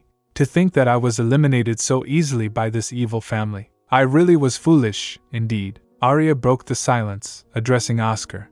I thought you were in the middle of your semester at the academy. You must have taken a long trip to get here, he explained further. I was stuck in my dormitory with nothing to do when Kane suggested we take an outing. I didn't realize we were headed all the way here. He chuckled lightly. Haha, I was surprised, Aria replied. I suppose Kane surprised you by bringing you to our home. Aria observed the interaction with a sharp eye. See? He didn't say he was here to see you, Miel, she chuckled. I hope you'll be able to rest well before you head back. As Aria spoke, Miel straightened herself and cut her off. Lord Oscar, I know this is late of me, but thank you so much for the dress you sent me. It's so pretty that I set it aside safely and wore it for the first time today. Oscar smiled warmly. It suits you, Lady Miel, she continued. In return, I'd like to gift you some clothes as well, but I wasn't sure what style you would like. Then Kane suggested, how about we all go shopping together? It's about time I got some new clothes myself. He nudged him gently, but Oscar declined politely. No, I'm fine. I have a family tailor, and I don't really need any clothes other than my uniform at the academy, he interjected with a smile. You siblings should go out on a trip on your own. It's been a while since you've seen each other, after all, Miel protested. No. We couldn't leave you here alone. You're our guest, Oscar reassured her. But I wouldn't be alone.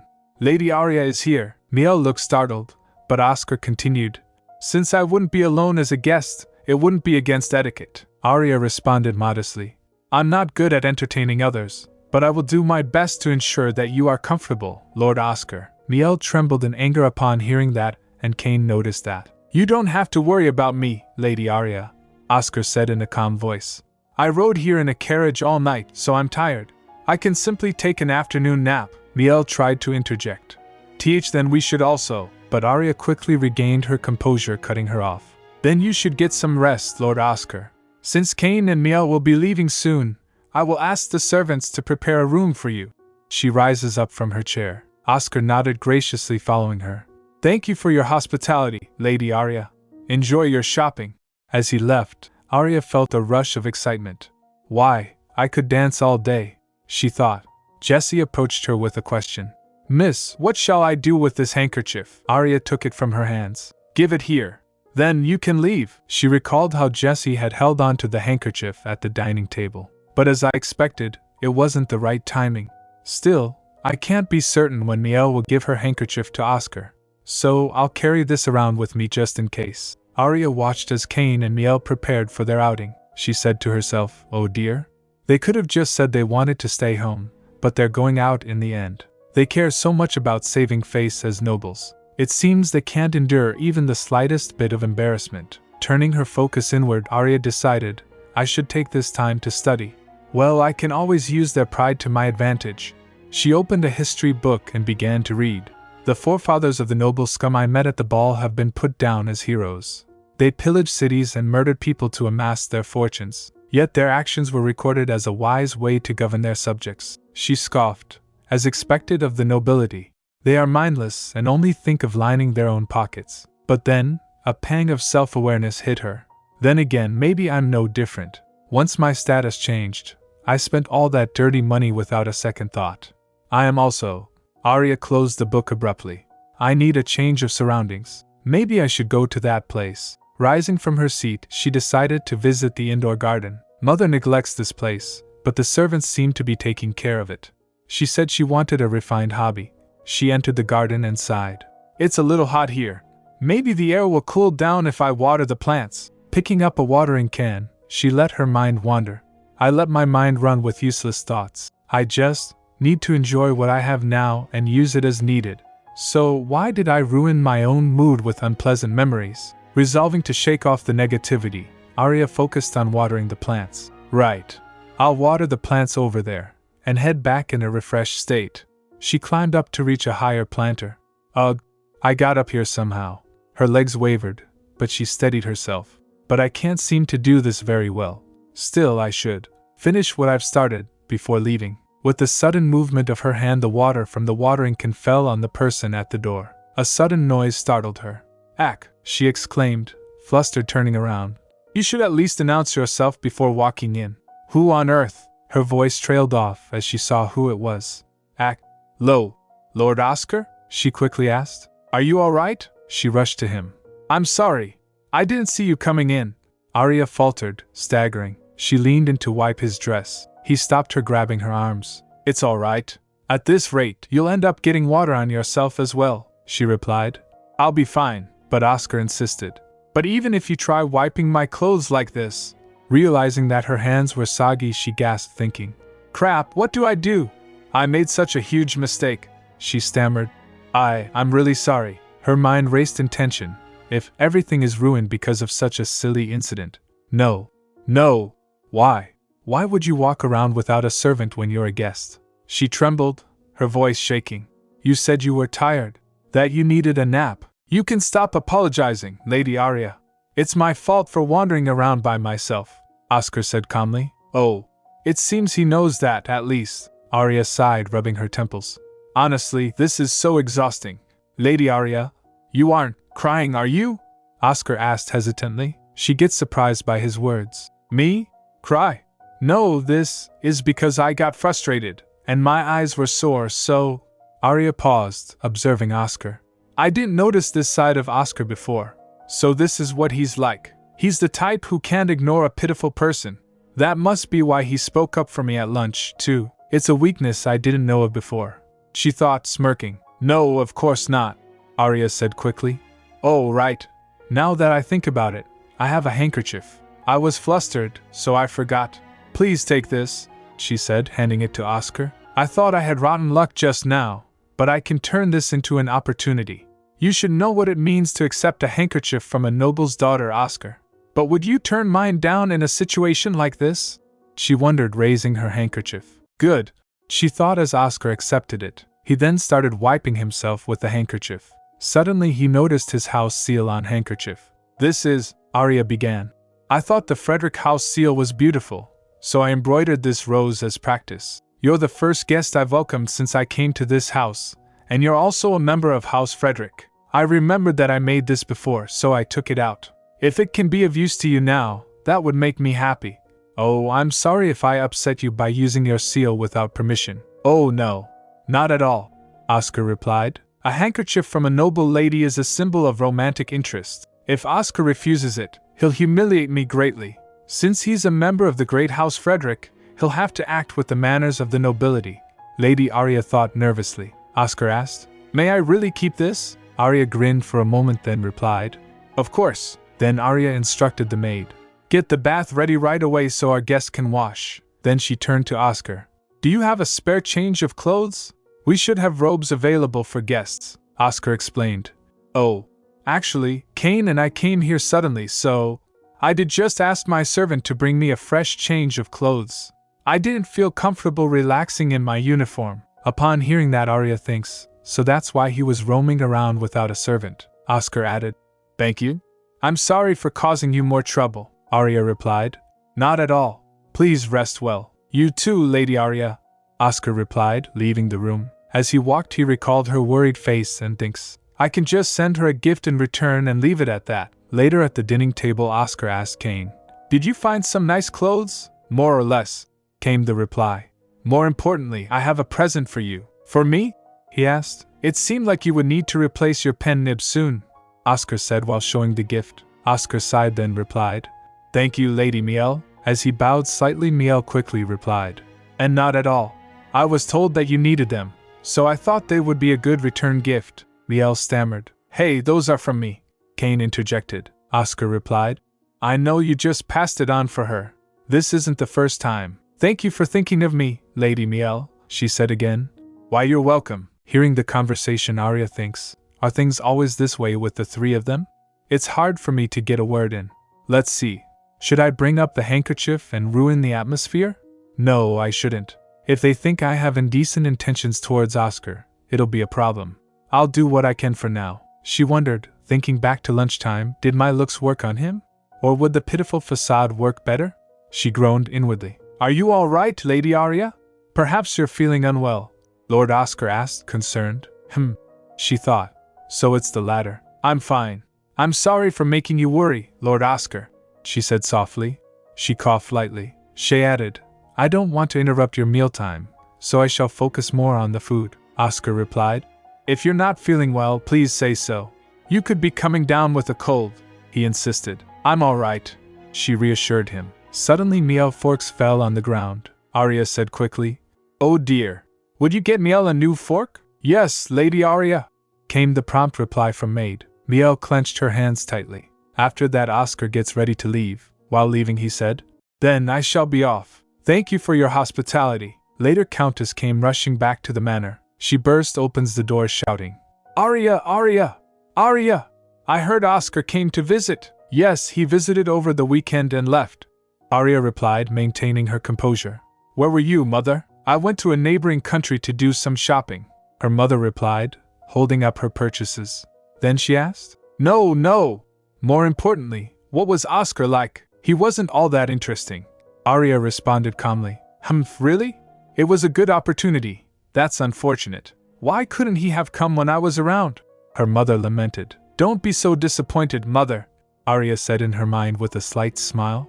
Because I've locked down an opportunity. After a few days Oscar sent gifts to both Miela and Arya. The butler showed them saying, These gifts have arrived from House Frederick. The room seemed to sparkle with curiosity. These must be return gifts for the pen nibs, someone whispered. To think he sent 2 large boxes. Lord Oscar must have been thinking of you, Lady Miel. His affection for you truly is deeper than the ocean, murmured another voice. I wonder what's inside. Someone pondered aloud. Looking at them, Miel's heart raced. She said aloud, What shall I send him in return? Arya also reached the place of commotion with her maid. The butler cleared his throat and began.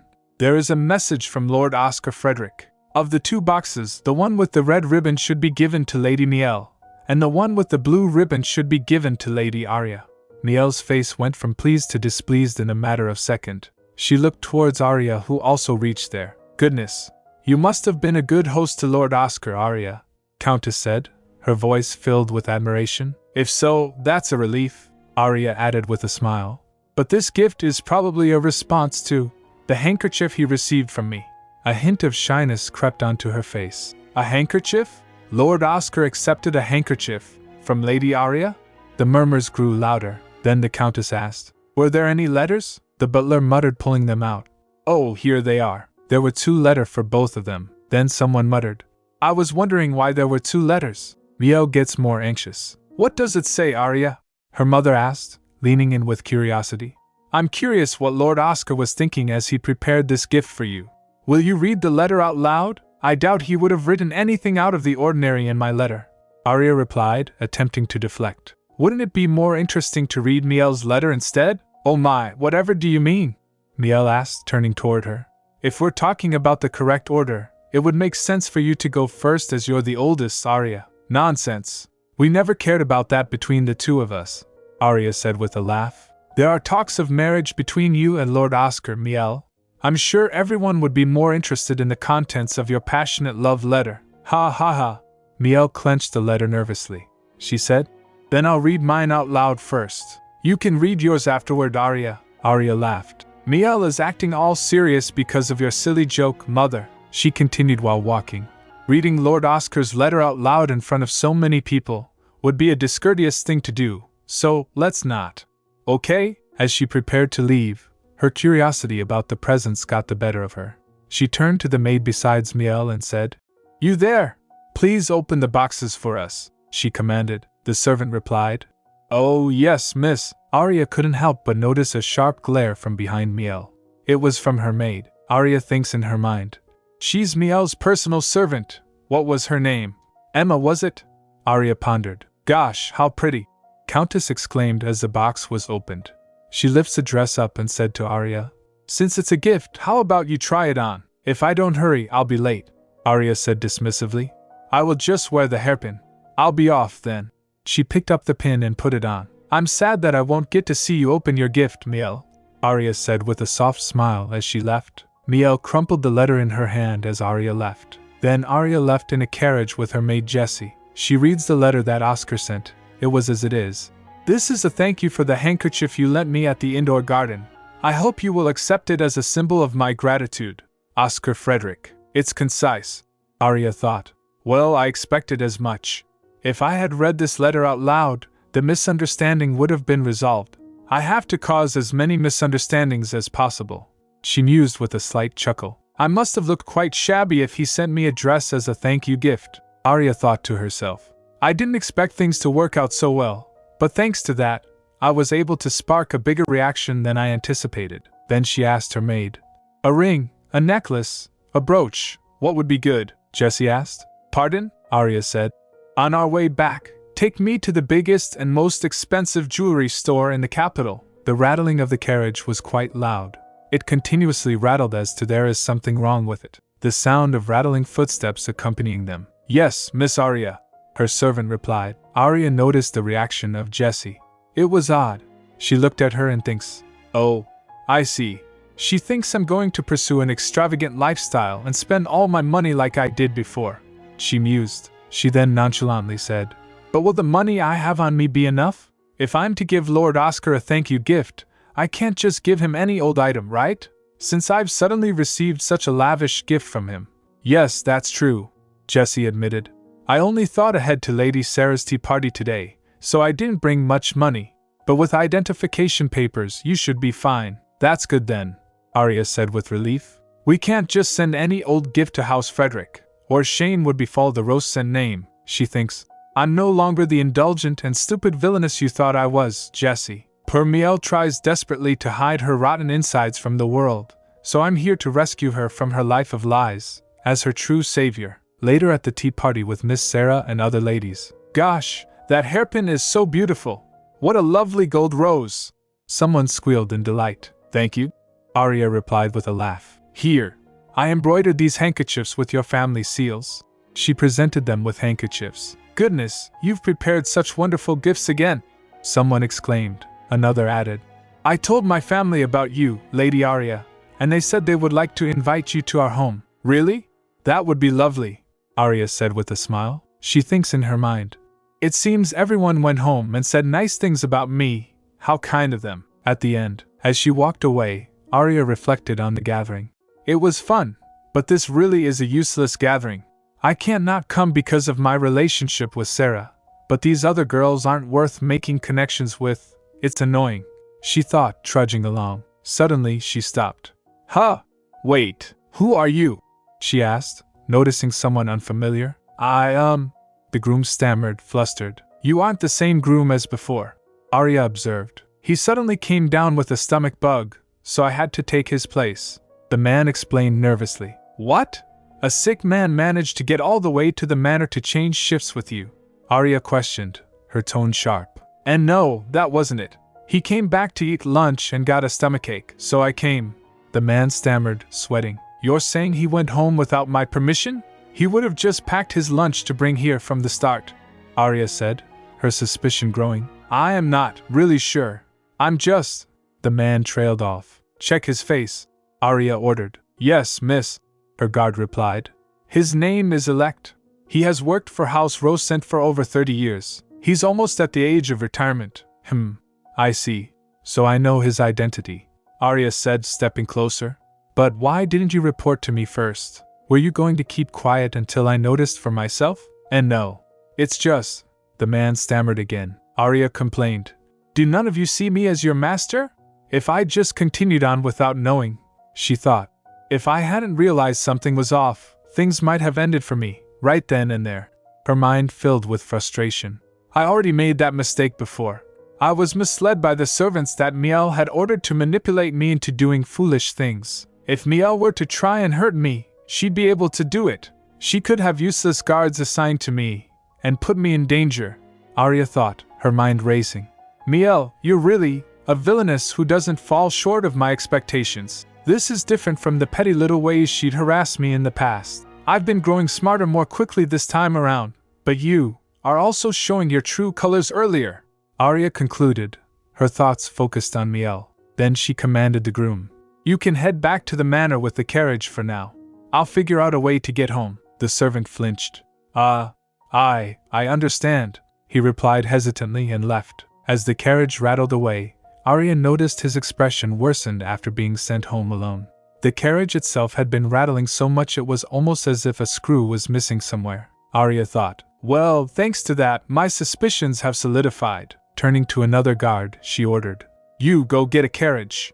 You might have overlooked the different groom, but you can at least find a new carriage for me, right? But that's a servant's errand. The guard grumbled under his breath. Arya said inwardly, I can't believe the old me never realized how useless these guards were. At times like these, I can't help but blame my background, she thought as the creak of the shop door and the jingle of a bell marked her entrance. Welcome, the shop owner greeted. I'm looking for a brooch, Arya stated firmly. Of course. We shall escort you to the private room, the shopkeeper said, leading her to the back. The brooch is for a male in his late teens. I'd like to see everything from simpler designs to fancier ones, she explained. Yes, my lady. Please wait here a moment, the shopkeeper replied. After Arya sat down, the staff whispered to each other. One said, I don't think we can show her any old brooch. Bring only the high-quality ones, the other replied. Yes, sir, first added.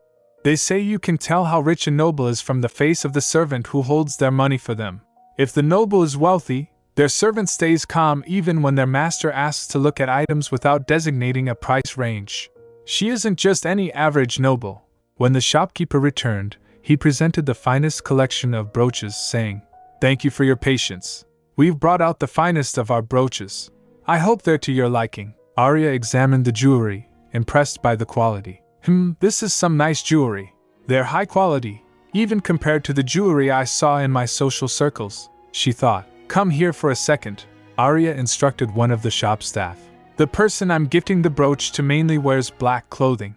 I'll just put these against your jacket to see how they look. After testing a few, Arya decided on one. Oh, this one looks good. Will Oscar like it? I hope Oscar finds the gift burdensome, she mused with a sly smile. She turned to the shopkeeper, saying, I'll take this one. Oh, and I'd also like to purchase a few smaller brooches too. Is there a design you're looking for? The shopkeeper asked. I'd like the size to be about this big. Large enough that you can see it, but not too large. And the design, it should look something like this, she said, showing the seal of House Rose Scent. The shopkeeper's expression changed. This is the seal of House Rose Scent. Then this person must be that infamous girl, Arya Rose Scent, he thought, but as he observed her further, his perceptions shifted. She's a bit different from the rumors. From what I heard, she's a vulgar girl who torments Lady Miel. But after seeing her manners and her refined taste in jewelry, I'm not so sure. After Arya gave him the design, he asked, How many do you need? 5 brooches, Arya replied. Then the crafting will take around a day, the shopkeeper said. That's faster than I expected. Please send it to my home by tomorrow with the other brooch I purchased today, Arya instructed. Yes, my lady, the shopkeeper said. Other staff member presenting a form to Jessie asked, Please sign here. Then shop owner asked Arya, Would you like me to send you stationery to go with these gifts? Oh, I was just about to ask you for that. Thank you, Arya replied. We'll be delivering these to your estate tomorrow morning. And this is a small gift for you from us, Lady Arya Rose Scent. I hope it's to your liking, the shopkeeper said, handing her a sapphire necklace. Ooh, it's a sapphire. I do like a service-minded person, Arya thought. Then she said, Jessie, help me put this on. Yes, Miss Arya, Jessie replied as she adjusted the sapphire on her. It's not bad. Thank you, Arya said, inspecting the accessory. Then she asked, Are you the owner of this shop? Yes, the shopkeeper replied. I'll come by here more often, Arya stated as she prepared to leave. He replied, Thank you. I will let you know when the carriage arrives, so please rest in here in the meantime. As she waited for the carriage, the guard noticed the mood in the shop felt slightly tense. Go find a carriage, Arya instructed the guard. He asked, flinching. Pardon? I said a carriage, Arya repeated with a sharp glare. Yes, of course, the guard stammered before quickly leaving to complete the task. Then Jessie leaned in, saying, I'll ask the staff to bring refreshments, Arya replied. All right. You don't have to return until they're ready. After Jessie left, Arya sighed in relief. It's comforting that Jessie knows what to do without me telling her. I almost bullied her like I did before, she thought. Her mind drifted to the events of the day. An unfamiliar groom, a rattling carriage, a guard who was clueless, and another who was slow to react. Then she stood up and went to the window. She opened the window and looked down at people in streets. I used to wear clothes like that before. No, my clothes were probably worse, she thought as chatter and murmurs continued on street. She remembered. Everything Mother earned would go back into her work, so I couldn't do anything about it. Well, we rose in social class thanks to that. I got a chance at a new life after crawling out of the gutter, so I won't let you ruin things, Miel. No matter what, she thought fiercely. I will decorate those palace walls, with Miel's head, then Kane's next to it, and the Count's too. It'll be lovely. Arya mused darkly. A treason charge should be the fastest way to kill off the entire family. Her thoughts were interrupted as she spotted someone familiar. That person is that guy from before. To think I'd spot him here so suddenly. Their eyes met, and Arya flinched. She quickly pulls the curtains in front of her. Did he just smirk at me? Her heart raced, filled with anxiety. What on earth is he up to? I don't understand his actions. He makes me anxious, Jessie returned. Miss, I brought jasmine tea and a fruit tart, she noticed and asked. Miss Arya, are you all right? You seem unwell. Is the carriage still not here? Arya asked impatiently. Oh, I was told the carriage arrived just when I finished brewing the tea. So I came to ask if you'd like to have the tart that's been prepared, Jessie said. Arya said, passing by her. That's fine. If you're ready, let's leave now. Yes, Miss Arya, Jessie replied. Arya's mind was racing as they left. I didn't think we'd see each other again, but I shouldn't worry too much. That guy has no reason to look for me anymore. He's not some high-ranking noble, so I don't need to concern myself with him. I can just ignore him. For now, I need to get out of here and hurry back home. She followed the guards and went to the carriage.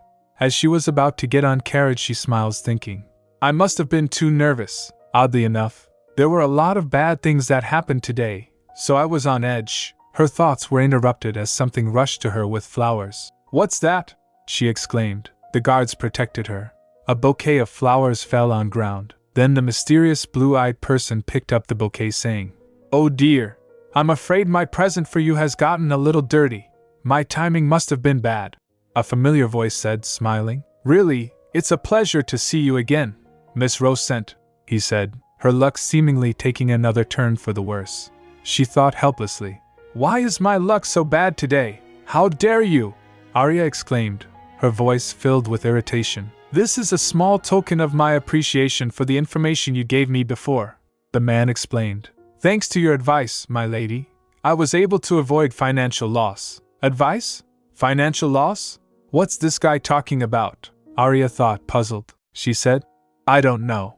I don't believe we've had any interaction between us that would warrant this kind of gesture. The man pressed on, his expression firm. Nonsense. Thanks to you, I didn't purchase an auction ticket. I was able to save myself from financial loss. What?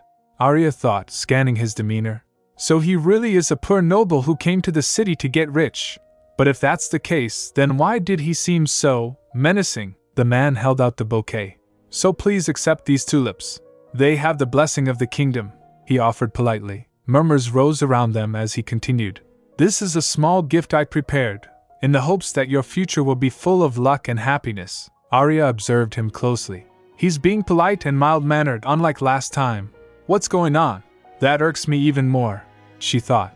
I don't want to accept this kind of gesture when I don't know his intentions. Reluctantly, she extends her hand towards the bouquet. The man knelt slightly, then she said, I can't accept this without knowing your name, the man replied. Oh goodness, how rude of me. Please call me Asher. May I ask which house you are from? Arya inquired. For personal reasons, I would like to disclose my first name only, Asher replied cautiously. I see. Arya thought, scrutinizing him. Is he trying to get close to me, knowing that I'm a rose scent? Or maybe he doesn't want to ruin his chances with me after revealing his lowly family name. Either way, he seems to have an ulterior motive, and I don't like that. Arya grabbed the bouquet and shoved it in her guard's face. He sniffed the bouquet. Oh, it doesn't smell suspicious. They're just normal tulips, he added. Shall I taste them too? No, it's fine. Her sharp glare caused the guard to falter. Oh, all right. he muttered. Do you have any other business with me? I need to return home, Arya said firmly. I understand. Thank you for your time, Asher replied. If it's all right, may I kiss your hand to bid you farewell? No, Arya replied bluntly. Oh dear, it seems you are quite a cold person, Asher said, his tone light. You needn't be so wary. It is only a symbol of my gratitude, Arya interrupted coldly. Aren't you the one who is coming on too strong? It's quite a stark contrast from how you behaved last time, Asher apologized, his tone sincere. I apologize for my actions that day. It was a very important matter for me, so I was a little on edge. I see. Then I'll be leaving now, Arya said, turning away. I definitely don't like this guy, she thought as the sound of her heels echoed with every step. Suddenly, she stumbled and the bouquet fell on ground. While trying to control herself, she accidentally stomped the bouquet. All thought it was all an act. After that, she said mockingly, Goodness, what shall I do? The flowers are ruined. Asher burst into laughter. Those tulips aren't befitting of you anymore, so it would be better to throw them away, he said, snickering. She said sarcastically, Then may I leave that to you? Of course, Asher replied with a laugh. As the carriage rattled away, Arya thought, I was expecting him to look angry, but he laughed after seeing me stomp on his flowers. Who on earth is he? And what's he planning? Why is he acting friendly towards me all of a sudden? Ha! Forget it. This isn't the time to obsess over trivial matters, she sighed. At evening, Arya inquired about the changing of groom. She received unsettling news. What? He's been hospitalized? She asked, surprised. Yes. When he was driving you this morning, he was fine, but after lunch, he suddenly felt pain in his stomach. I was told he was at a hospital close by, so I went to see him, her guard explained. According to the doctor, he has food poisoning. Food poisoning in this cool fall weather? Arya asked skeptically. Yes. From what I hear, he ate his wife's leftovers and got sick. Oh, but his wife was fine, the guard clarified. Arya said. I see. Oh, and I also checked something else, the guard continued. According to the carriage keeper, there were a few parts missing from the carriage that Elect brought. He said that riding in that broken carriage would have been quite uncomfortable. So even the carriage keeper said something like that. Good work, John. That's just the testimony I was looking for. You're truly an exemplary guard, Arya complimented. I'm much obliged, my lady, John replied enthusiastically as Jessie handed him a little prize. My duty is to be of service to you, Miss Arya. Now I'm certain, Arya thought. Miel probably did this because of Oscar's present to me from this morning. Taking Oscar from you is the right thing to do. Instead of trying to win back the heart of the person you love, you're quicker to be jealous of the other girl, and choose to feel momentary satisfaction from harassing the other person instead. Unlike how you were in the past, I can see that you're being led by your emotions and causing trouble. You're steadily becoming crazy. Eventually you will take my old path, and I will take yours. Arya's eyes narrowed. But this is all circumstantial evidence. Most of the people in this house still favor Miel. Rising to her feet, Arya thought. First, I'll take care of those who contributed to my downfall. She went to her mother's room, who was sleeping. She woke her up. Her mother said, waking up. What's going on? It's nothing much. But I thought I should tell you, since this happened within our household. Arya began. I was almost in a serious accident, her mother asked quickly, rising up. What? An accident? There could have been a carriage accident. I guess you and I still aren't welcome in this house, mother, Arya murmured. Later her mother gathered all the servant and commanded. When my husband isn't here, I am the master of this house, she added firmly. The sudden motion startled everyone. What's going on? What's she doing? Voices murmured throughout the room. And yet I didn't hear a thing about this, Countess exclaimed, tapping her fan impatiently. The groom, Yagi, left his post without permission, and Elect. Her anger grew. I hear you went to pick up my daughter in a broken carriage that could have caused a serious accident, without even reporting to me first, she shouted. Elect stammered nervously. I was informed of the shift change quite suddenly, so I must have taken the wrong carriage in my hurry to leave. Then, are you saying it's the carriage keeper's fault? Countess demanded. That can't be true, madam, the carriage keeper replied, panicking. Broken carriages are stored in a separate location. They're kept at a place far away from the main house. This is a fact that everyone knows, mother, Arya interjected. The butler is the one who instructs the servants. I can't be sure, but perhaps. The butler stepped forward, clearing his throat. I've been working at this house for 30 years, he began. But I'm embarrassed to say that I didn't know anything about this incident until just now. Murmurs spread through the room as the butler continued. It is my job to manage all household affairs, and yet, I am deeply sorry. I presumed that everything had already been reported and all permissions were already granted. It is my fault for not checking again. He bowed deeply. I humbly apologize. Whispers filled the air. How did the butler make such a mistake? He's usually a very meticulous person, someone murmured. Arya thought to herself. Should I come to his rescue? It would be bad to punish someone so widely respected by the servants. She stepped up saying, he has always been efficient with the way he handles his work. I don't think there is any reason to find him suspicious. It's more likely that someone wanted to harass me because they don't like me, and carried out their scheme away from the butler's eyes. She eyed Miel suspiciously, observing her emotions. She doesn't even know how to hide her emotions, yet she uses such dirty moves. Arya thought grimly. She said, we should summon the guards, the Countess repeated. The guards? I don't know whether the groom purposely took a broken carriage in an attempt to harm me, or not, but either way, the carriage could have easily broken down. I could have died, Arya said sharply. That's true, someone murmured in agreement. With a tampered carriage, there could have been a serious accident. Why would he do that? Arya said. If even the butler didn't know, this was definitely planned. I don't think I'll be able to sleep like this. I'm so scared, she added, sniffing softly. Isn't summoning the guards a little excessive? Miel asked cautiously. Elect is close to retirement age, so he could have just forgotten where the normal carriages are stored. In the end, nobody was hurt either. I feel sorry for him. Arya turned to Miel. But I could have died, Miel, she said firmly. It wasn't life-threatening, was it? The carriage came back in one piece and… Miel began hesitantly. Arya first smirked, then interrupted coldly. Miel, what do you mean? It wasn't life-threatening. How could you know that for sure? Her voice lowered ominously. Did you, by any chance, know what state that carriage was in? Upon hearing those words, Miel's heart sank. Miel, how do you know the exact state that the carriage was in? Arya asked sharply. Oh, that… I heard about it from someone, Miel replied hesitantly. From whom? Who told you about it? Arya pressed.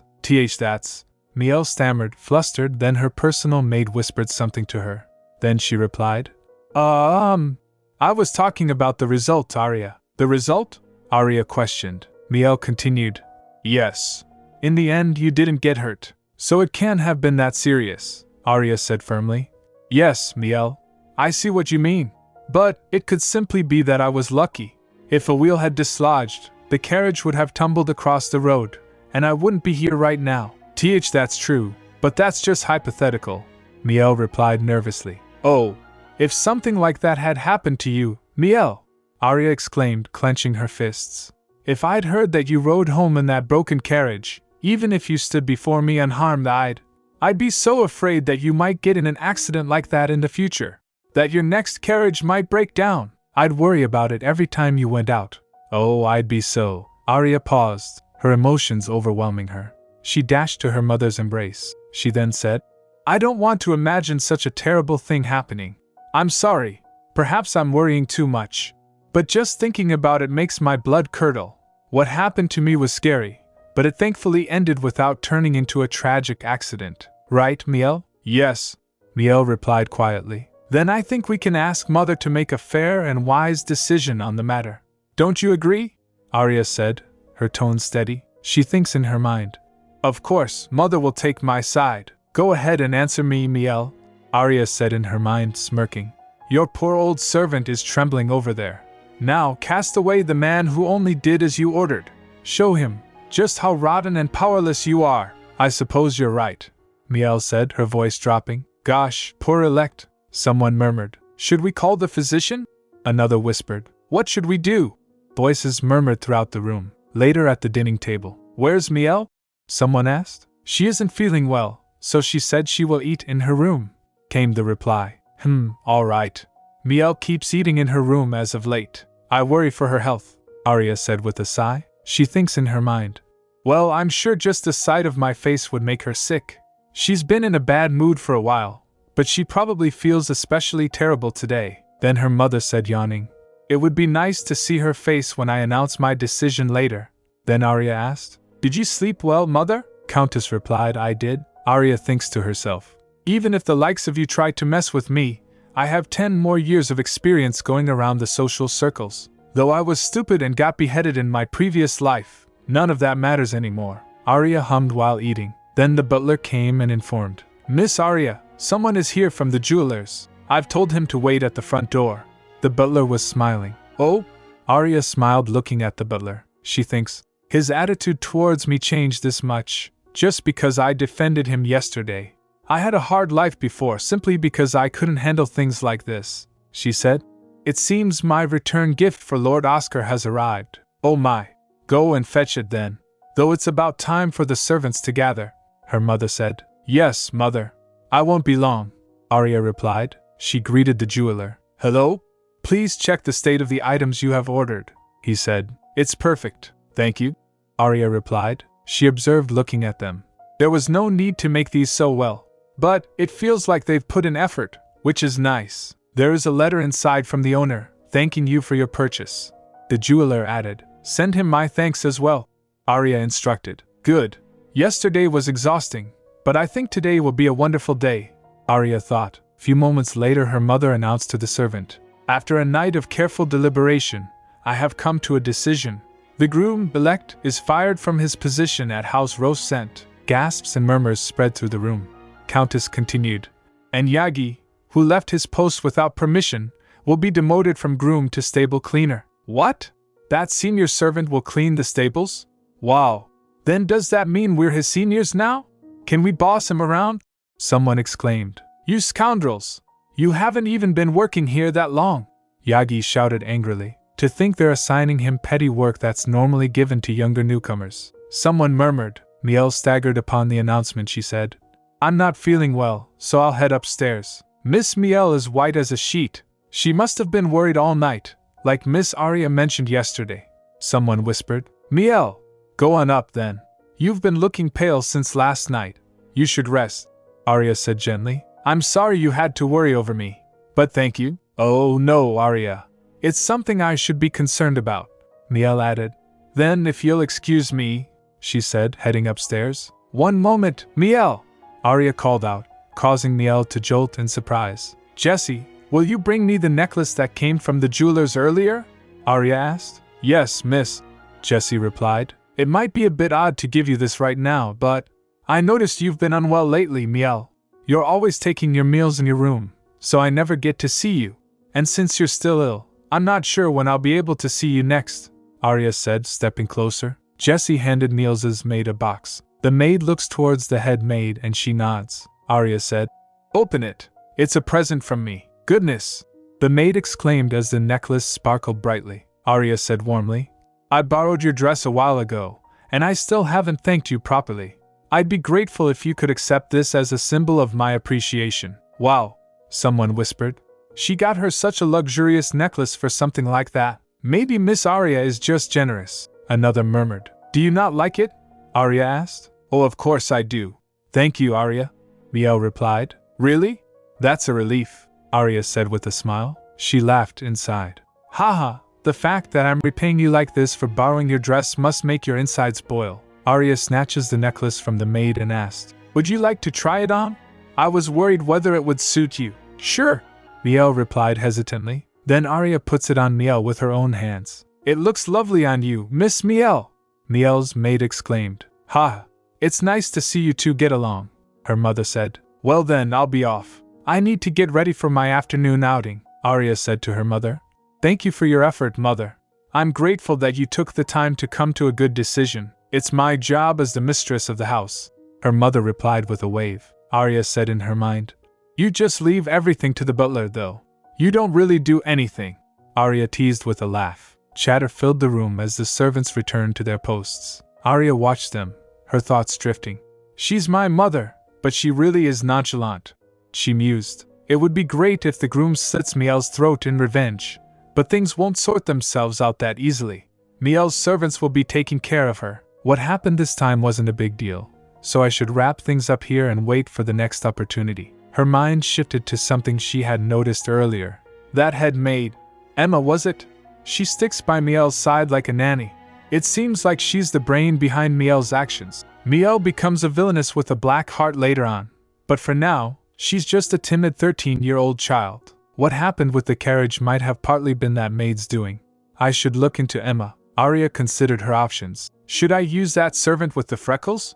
Her expression was so covetous earlier, she thought with a snicker. If Emma was involved in this incident, she probably had something to do with my death that day. She felt chills remembering that day. Her gaze shifted to the object that had saved her life. The hourglass sparkled as she held it. When I look at this hourglass, I feel a little more at ease, she thought. A knock at the door interrupted her thoughts. Miss, the delivery man is here, Jessie informed her. Oh, that was quick. I'll finish my letter quickly, Arya replied. She reached for the stationery from the jeweler's. He gave me 5 whole pages, when I don't have that much to write to begin with. Thanks for the gesture anyway, she thought. She began writing. Dear Lord Oscar Frederick, your gift in response to my handkerchief was so generous that I do not know how to repay you. Please take this gift as a symbol of my gratitude. Arya Rose sent. She then instructed. Wrap the letter with the gift and tell the man to deliver them as quickly as possible. Yes, miss, Jessie replied. As the maid left, Arya turned the hourglass thinking. The gift needs to reach Oscar as quickly as possible, so I can see Miel's face crumple sooner. Then Jessie came and asked, Miss, shall I bring you some tea? Huh? Arya replied, momentarily distracted. While confused, Arya asked, Why are you here? I didn't call for you, Jessie replied. Pardon? Oh, I thought I'd bring you some tea, because it seemed like it would take some time for you to finish your letter, Arya asked. My letter? Didn't you just take it? She jolted, seeing the pen in her hand, and the letter was incomplete. Looking at the incomplete letter, she wondered. What is this? Deja vu? Didn't Jessie just take the letter? She placed the pen back on table and said, Hurry and give the package to the delivery man, Jessie began. But Miss Arya. Arya again jolted, looking at pages. 5 empty pages? He gave me 5 whole pages. Was I too engrossed in my own victory that I temporarily lost my mind? Jessie continued. If there is no letter, the gift can't be delivered to Lord Oscar, Arya replied. All right. She reached, scribbled, and scratched a letter. After Jessie left with the letter, she thinks, I feel really tired for some reason. I guess I pushed myself harder than I thought. Otherwise, I wouldn't have gotten confused like that. I'll sleep, just a little. Then she went to her bed and leaned on it. Later, Jessie woke her up and asked, Are you unwell, Miss Arya? Should I call the physician? No, I'm fine. She reached for her glass and gulped it down. Then she said, I feel more awake now. I guess I was just tired. A sigh escaped her lips. Jessie said while hesitating, You've been quiet since lunchtime yesterday. I knew it would be rude, but I came in to try and wake you. I was worried because you wouldn't open your eyes, Arya replied. I don't know the reason for it, but it's not serious enough to call a physician. It's fine. You can take it away. She waved dismissively. Jessie asked, Shall I bring you dessert then? She sighed. No. I'll have dessert later. Jessie went back holding the glass. She said, Yes, Mississippi. Please let me know when you need something. With a plop, Arya rested her head again, glancing around the room. She looked at the hourglass that was beside her bed and thinks, how did I sleep for so long? I'm not sick. She turned the hourglass upside down. Suddenly she was startled by an earlier memory. Jessie said, I knew it would be rude, but I came in to try and wake you. I was worried because you wouldn't open your eyes. Another turn of events startled her. As she looked towards Jessie in shock, Jessie asked, Miss? Are you all right? You look pale, Arya replied. What is it? I said I don't need any dessert, Jessie asked, confused. Pardon? Then she said, Oh, I'm sorry. You haven't finished your juice yet, so I didn't think you were finished with your meal. Should I take the glass away? Arya froze after turning towards the glass. It was full, the glass of drink she had gulped down earlier. She thinks in her mind, What? I thought it was just déjà vu. This might sound crazy, but it seems like I've returned to the past. Wait, the past? The past. Suddenly a past scene crossed her mind and she realized. That's it. She quickly picked up the hourglass. Then she turned to Jessie holding it and said softly, God must truly love me, she concluded. This hourglass must have sent me back in time. After many tries, she figured out how the hourglass works. Once a day, she can turn the hourglass and return to the past. She can only go back 5 minutes, but that's enough time to undo any mistakes she made in the moment. Later during the lesson with Miss Celine, she chuckled to herself. Seeing this, Miss Celine said, "Gosh, you seem rather happy. Did something nice happen?" She smiled. "Yes. It's quite entertaining, actually." "Goodness." Miss Celine smiled. "Would you mind telling me about it? I would like to share your joy, Lady Aria," she said in her mind. "I'm the only person who can use the hourglass to turn back time." She smiled again and began. "Of course. There's this old, unsightly fox," Miss Celine asked. "Oh, really? Do you have a pet?" Aria snickered. "She doesn't know her place and sticks her nose everywhere. Whenever I see that, I find it funny and can't help but laugh." Miss Celine laughed. "Haha, if she's that adorable, I'd like to see her sometime." Aria pointed towards the mirror and said, "Ha, she's already over there." Miss Celine looked towards it and replied, There's nothing there, my lady," Aria said. "If you get closer, you'll see her very clearly. That fox keeps telling me to meet her son. It's so annoying. She doesn't know her place and keeps pushing her shallow, drunkard son towards me." "Ha!" Miss Celine nervously chuckled and said, "Oh dear.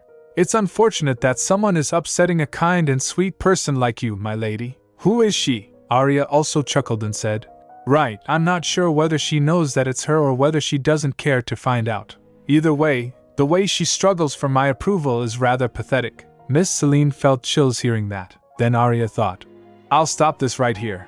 This isn't all that fun. Besides, it's a waste to use this hourglass for something so petty." She turned the hourglass and returned back to 5 minutes ago. Then she smiled. "Miss Celine, I always enjoy your lessons." Every time she used the hourglass, she become extremely tired and fall asleep for a long time. This was a side effect of using the hourglass to turn back time. She thinks in her mind, "All this time traveling might be eating away at my lifespan. But even if that's true, I can't miss the chance to use such a powerful object. I'm going to use everything that is given to me, so I can achieve what I want." She tested it out Miel also, by splashing water on her, at another time stomping on her dress, by putting bug in her food. She thought, "I should have a few small joys in my otherwise boring life." Later Aria called out for Jessie. Jessie hurried to her side. "Why, yes, miss," Aria glared while asking. "Is there still no word?" Jessie replied. "Oh no. There hasn't been any news since 2 weeks ago, when the delivery man took the package.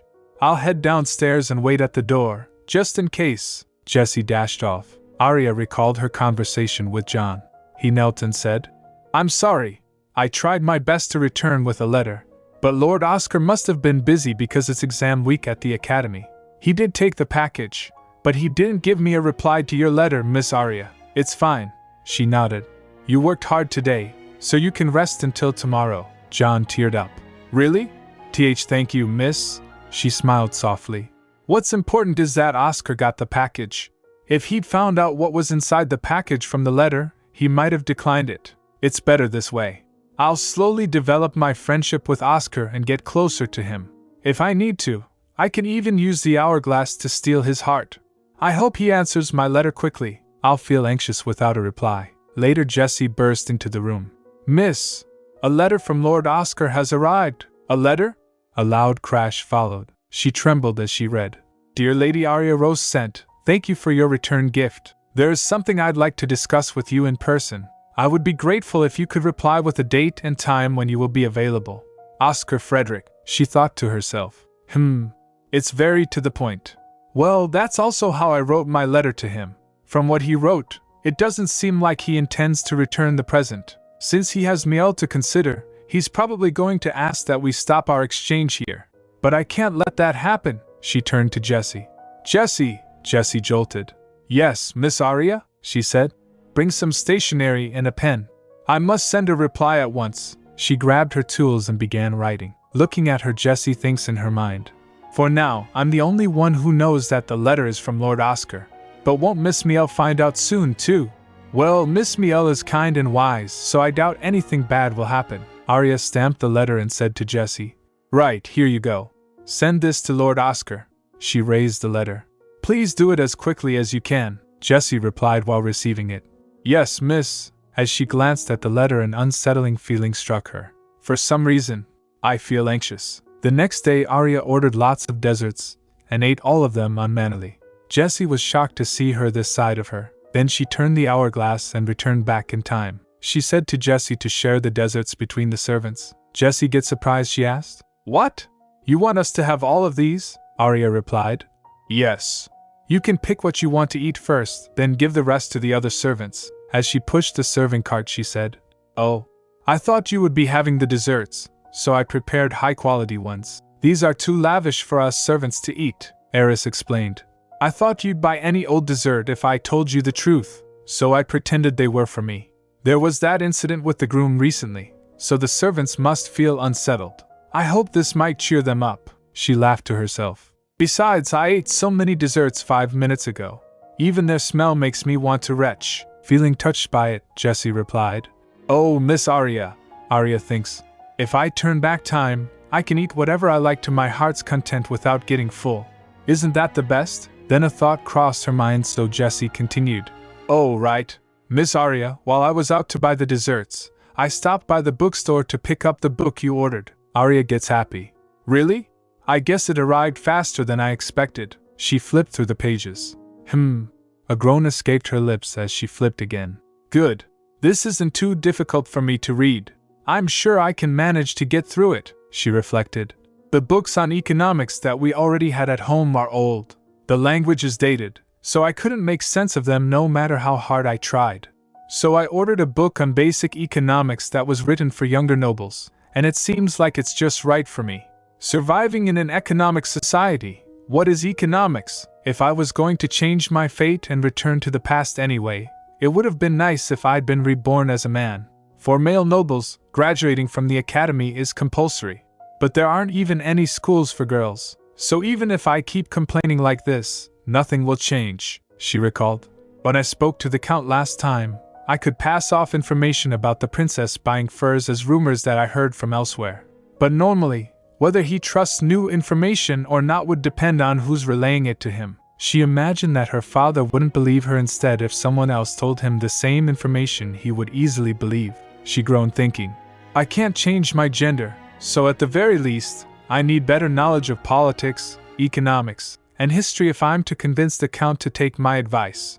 Of course, I'm not studying just to communicate better with the Count. He'll get all the credit, and I'll just be seen as his pretty little daughter who has a bit of an eye for these things, she thought, determined. I need to build a foothold for myself. That's right. I should start a business. There was a person like that in the social circles. She was a noblewoman who never dressed up and only focused on gaining money and power, in spite of those who'd speak ill of her.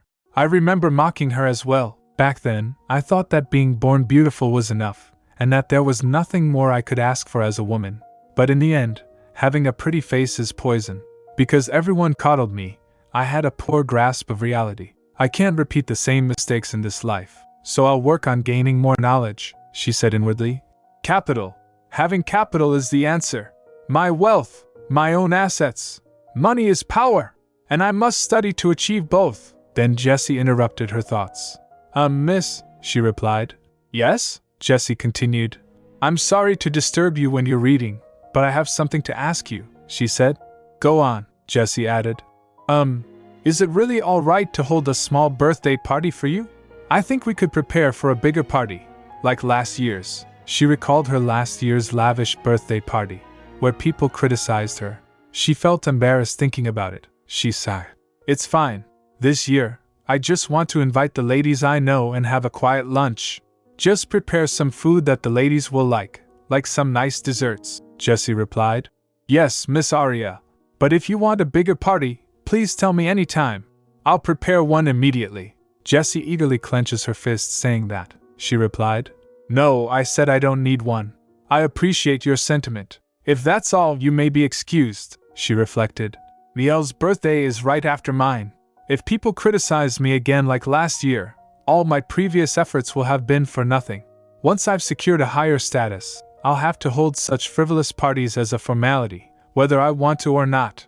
There's no point in going out of my way to hold one now, she chewed thoughtfully. For now, I need to change my image in the eyes of the people around me, and to do that, I need to change myself first. Then she groaned reading the book. It's only getting harder. If I read this 10 times and still don't get it, she muttered to herself, determined.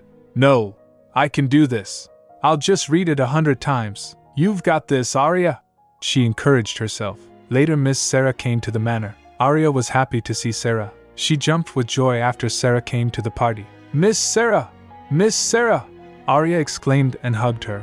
Sarah said, Gosh, Arya, how are you still the same as when I first met you? Did I not teach you proper etiquette? Arya stammered. No, I didn't mean to be rude, Miss Sarah. I got excited when I saw your face. Sarah smiled gently. Then, let's exchange greetings again in a polite manner, she suggested. How have you been, Miss Sarah? Arya asked with a smile. Sarah replied. I've been well, thank you, Arya. Arya added. It's a bit chilly down here. Shall we continue our conversation upstairs? Your hands are cold, Arya. Sarah noted. Arya thinks in her mind. Before it felt like I was acting. But now, I'm truly glad to see you, Sarah. No matter where I look, there isn't a better ally. You're my most reliable supporter. Just seeing your face makes me emotional. When they sat down, Sarah asked, Come to think of it, is there anything you want for your birthday? Perhaps a dress or some accessories? Arya replied. Oh no. It's all right. I'd rather have a handkerchief that you embroidered, Miss Sarah. Sarah felt touched and quickly opened her briefcase, saying, Goodness, are you really fine with something like that? If you want, I can make you 10, or even 100, Arya exclaimed. Of course. I don't know if it's too much to ask, but I'd like a handkerchief with lots of patterns stitched onto it. And I don't know if it's okay for me to ask for this. Arya hesitated. But I'd like it if you carried the same handkerchief, she added shyly. Does that mean you'd like me to make 2 of the same handkerchief? Sarah asked. Yes, if it isn't too much trouble. If I carry the same handkerchief, I can feel a deeper bond with you, Miss Sarah. Arya admitted, blushing. She added, Gosh, I'm sure I'm the only one who feels this way. I'm getting a little embarrassed. I'm sorry. Using my birthday as an excuse to ask you for a token of our friendship is shameless of me, isn't it, Arya? I really like you too, Arya. I'd love to be friends with you forever. Sarah reassured her. Her voice filled with emotion. Arya said, Really? Just hearing that makes me happy. Sarah quickly grabs Arya's hand and promised, I'll pour my heart and soul into making those handkerchiefs, Arya. With all my love. All right. I'll look forward to it, Miss Sarah. Arya beamed. Arya said to herself, Once you make your debut in our social circles, you'll be too busy being courted by the Marquis. I thought you'd make the handkerchief that the Marquis noticed around his time, so I asked you for a handkerchief to deepen our bond and secure my connection to him. But oh well. It's good that you're so motivated. Then Arya exclaimed, I'm more excited about your societal debut than my birthday, Sarah replied.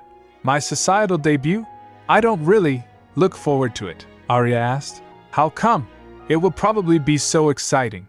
I'm sure something wonderful will come from it. Everyone will see how beautiful and elegant you are, Miss Sarah, she added inwardly.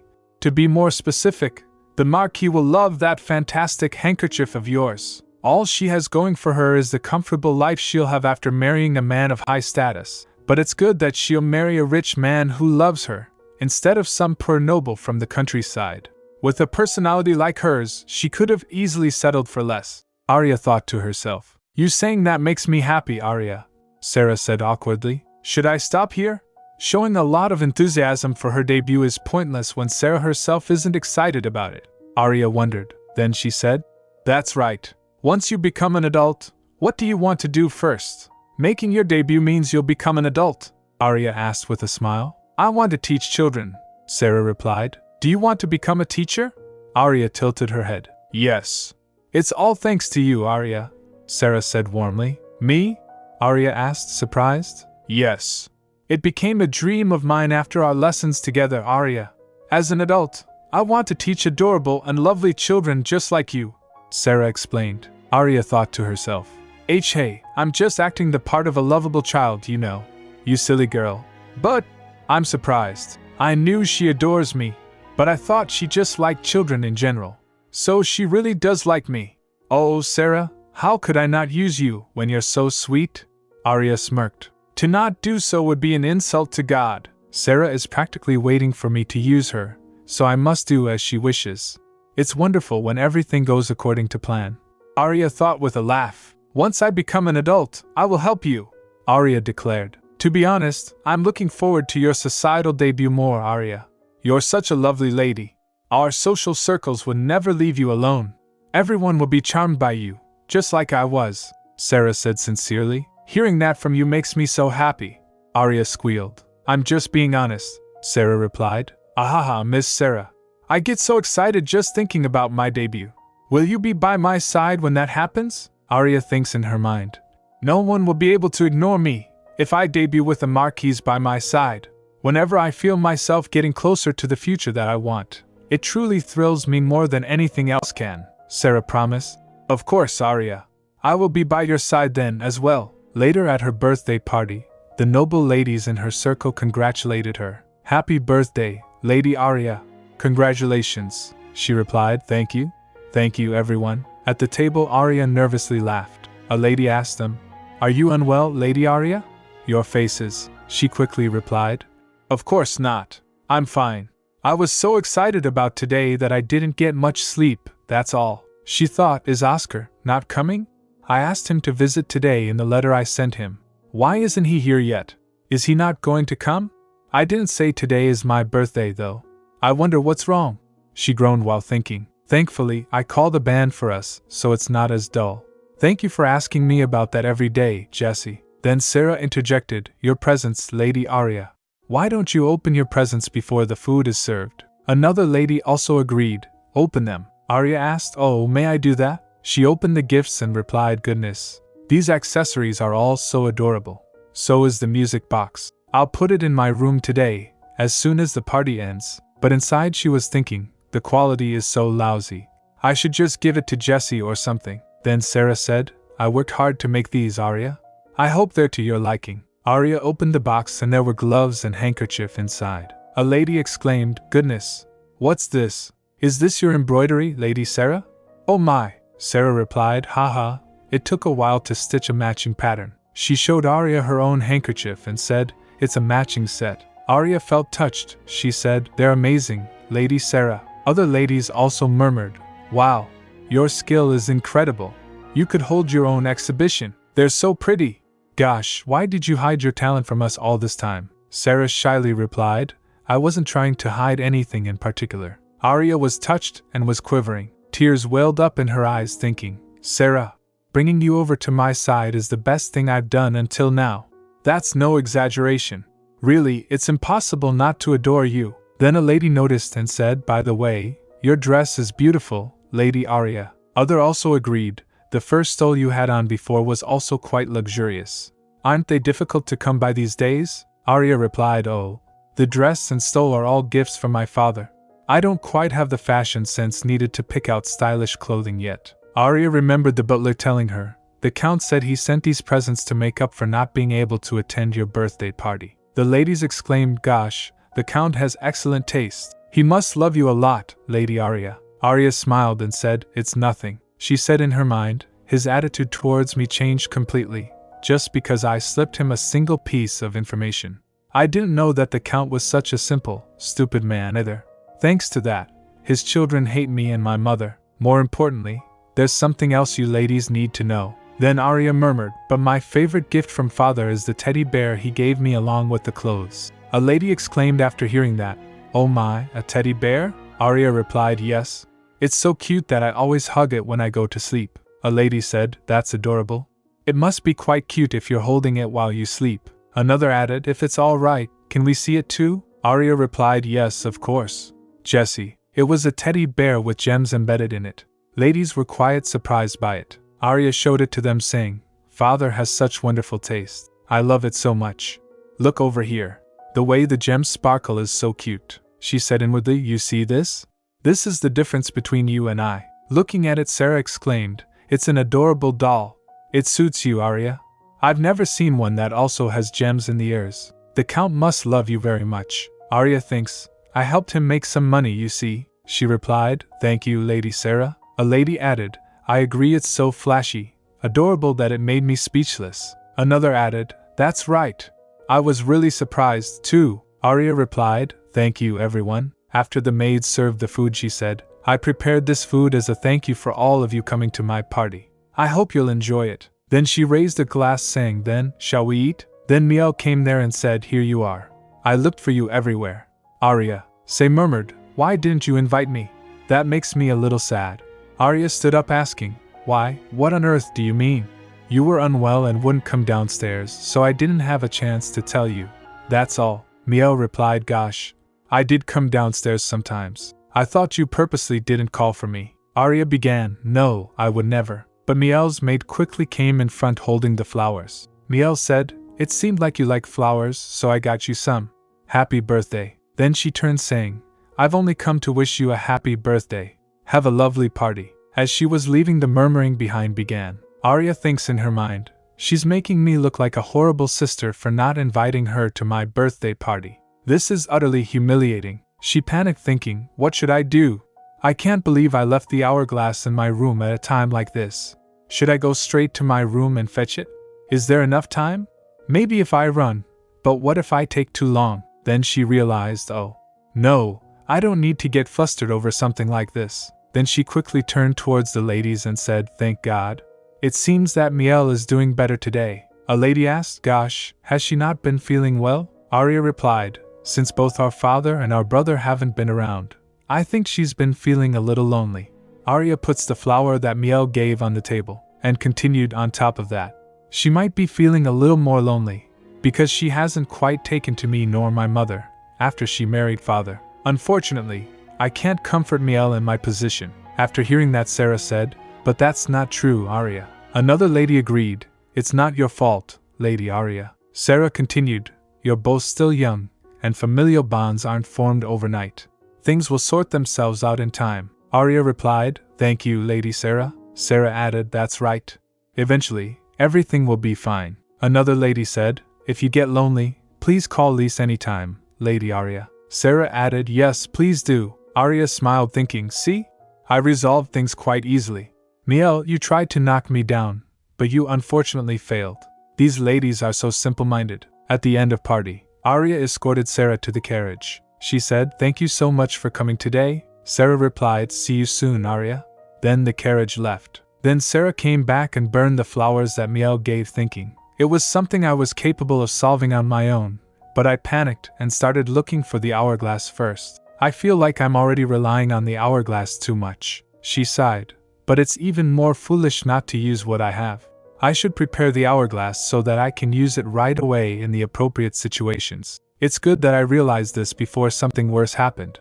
Maybe I should make a case to carry it around in. Then Jessie burst opens the door and shouted, Miss Arya, he's here. Arya asked, what? Meanwhile, Miel also got to know that Oscar came. Arya instructed Jessie, escort him to the sitting room. I need to change, so hurry back. I want to wear something more modest. Jessie replied, yes, miss. Then, I should go greet him. Miel went and greeted him. Welcome, Lord Oscar.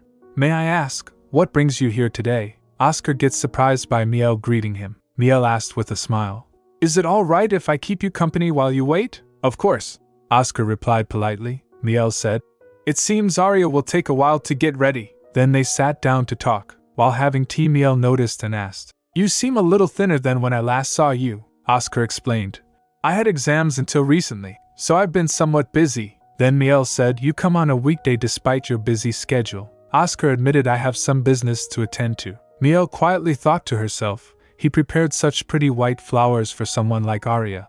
They'll be wasted on that lowly wench. She then added aloud, my sister must have invited you to her birthday party. She didn't even call for me. Pardon? Oscar said, looking puzzled. Miel explained, I was only able to give her my gift. Arya said she didn't invite me because she thought I wasn't well, but I was honestly a little saddened. Perhaps she doesn't like me, Oscar wondered. Today's her birthday? Miel continued, on that note, if it's all right with you, Oscar, would you like to come to my birthday party? I remember that the Academy holds its vacation ceremony around my birthday. If you could spare some time like today to come and see me, that would make me very happy, Oscar replied. All right. I'll make room in my schedule. Miel's face brightened. Gosh, how lovely! Then I'll send you an invitation. Then Arya came there. Seeing her, Miel stood up and modestly said, oh, my sister is here. I'll excuse myself for now. Oh, right. Until next time, my lady, Oscar said, bowing as she left. Miel smirked to herself as she went past by Arya. I hope I didn't keep you waiting too long, Arya said gently. Not at all, Oscar assured her. Miel kept me company. Please sit, Arya thinks in her mind. What were they talking about? Damn it, I was changing into something more modest to match Oscar's taste. To think you took that chance to talk to him. Miel, Arya sat down, smiling shyly. That's a relief. Have you been well, Lord Oscar? Yes. How about you? He replied. I've also been well, Arya added. Oh, I tried on the hairpin that you sent, Lord Oscar. Does it suit me? Oscar glanced at her and nodded. Yes. It looks lovely on you, Lady Arya. Then she asked, Did you not like the brooch I sent you? Oh no. Of course I did, Oscar said earnestly. It was just a very generous gift. As he was talking, Arya added, I didn't mention this in my letter. You're the first person to give me a present, she added inwardly. Out of anyone outside the family, to be exact, she continued. So I was worried that I might have made you feel uncomfortable without meaning to, Lord Oscar. That was your first present? He asked, a bit surprised. Yes, she replied. It's a little embarrassing, but I hope you'll accept that brooch as a sign of my goodwill. By the way, I was worried that the brooch might not suit you, Oscar replied. Oh, I did bring it with me today, Arya said in her mind. To return it to me? She quickly said. May I put it on your jacket? I would like to see you wearing it. All right, Oscar agreed. As Arya puts it on him, he thinks to himself, I brought it with me to return it, but it comes to this. Arya leaned forward and pinned the brooch on his jacket. She exclaimed, It really suits you, Lord Oscar. Thank you, Lady Arya, he replied. I heard that today is your birthday, he added. Oh yes, Arya admitted. The party ended earlier, so I was resting when you arrived here. I was late to greet you because I had to change. No, that's fine, Oscar said. I didn't mean to make you feel bad. If it's all right with you, please accept this, he continued, handing her a bouquet of flowers. Goodness, thank you, Arya exclaimed. This is such a beautiful bouquet, he added. I didn't realize that it was your birthday, so I couldn't prepare a separate gift. I'm sorry, that's fine. I'm happy with just this, she said, smiling. Then she asked, But if you'd like, would you become my pen pal instead? Oscar asked, confused. A pen pal, she added. Yes. I don't have friends, so I'm always quite lonely. Of course, that's probably because of my lowly background and my lack of education, Oscar replied. That's not true, Lady Arya. But, he hesitated, thinking, I say to say no. I can't start a personal relationship with Lady Arya while our families are discussing my marriage to Lady Miel. I must decline Lat Arya's request and tell her we shouldn't talk and further. Seeing him conflicted, Arya cunningly added, I suppose I was being too impudent. To think I asked to be my pen pal. I guess Miel wouldn't be pleased either, since you two are close. It's just that I'm so lonely. That's why I suggested it. I'm sorry. I didn't mean to trouble you, Lord Oscar. Oscar seemed conflicted but finally nodded. I shall write you a letter then. Arya lit up with joy. Will you really? Thank you, Oscar. This makes me so happy, she exclaimed, clutching the bouquet tightly. Oscar silently reflected. This should be fine. I feel sorry for her, so I can't just turn her down. Later, Arya woke up yawning. She thinks in her mind, it's good that I used the hourglass yesterday to test out my approach. Otherwise, he might have declined. Thank God I didn't have to use the hourglass to thwart Miel. I'll have to have a custom watch made if I want to use the hourglass more effectively. A watch that can count down 5 minutes, perhaps? Something like this? Then Jessie came knocking the door and said, Did you sleep well, Miss Arya? Should I serve you lunch? I do have it right here, Arya replied. Oh yes, bring it in. I'm hungry, Jessie said. You were sleeping so soundly that I was worried. I thought maybe you weren't feeling well again, Arya replied. I'm fine. I'm just tired from the party yesterday. I was having such a good time, Jessie asked, concerned. But the party ended quickly. Are you sure it isn't because of your health? You slept almost the entire day. Then she added, It might be best to call a physician. Immediately, Arya replied. I said I'm fine, Jessie added. But I heard you say something along the lines of it feels like my lifespan is getting shorter every time I use this. Arya panicked. I was just testing the hourglass and miscalculated the time, Jessie asked, worried. Should I be concerned about your lifespan? Arya replied. I said I'm fine. I should definitely have that watch made. Jessie started serving. She said, maybe I should call a physician after all. I think that would be for the best. Seeing her pestering, Arya thinks in her mind, Jessie can be so stubborn sometimes. Before, I think I found that tedious and pulled out her tongue. No wonder you didn't have anyone's respect past me. Well, there's that. But I think Jessie's also become more perceptive and tactful than before. Though it might just be me. I want to give her a reward of some kind. Oh, wait. I was so busy that I forgot. Right. It's time to move on to the next stage. After a few moments, as Jessie was about to leave with the serving cart, Arya approached from behind and called out, Jessie. She quickly turned and said, Yes, miss. Arya almost pushed her to the wall and asked, Why are you so startled? Jessie replied, Oh no. It's just, you appeared so suddenly. Arya smirked. Do you think I'm going to gobble you up or something? Jessie hesitated. No, that's not it, but... Arya observed her and thinks, oh dear, she still starts trembling so easily because I used to harass her a few months ago. If she keeps this up, I'll really want to bully her again, and I can't have that. Then she said, getting close to her. You know, Jessie, I like you way more than you think I do. Jessie felt touched and blushed. Me?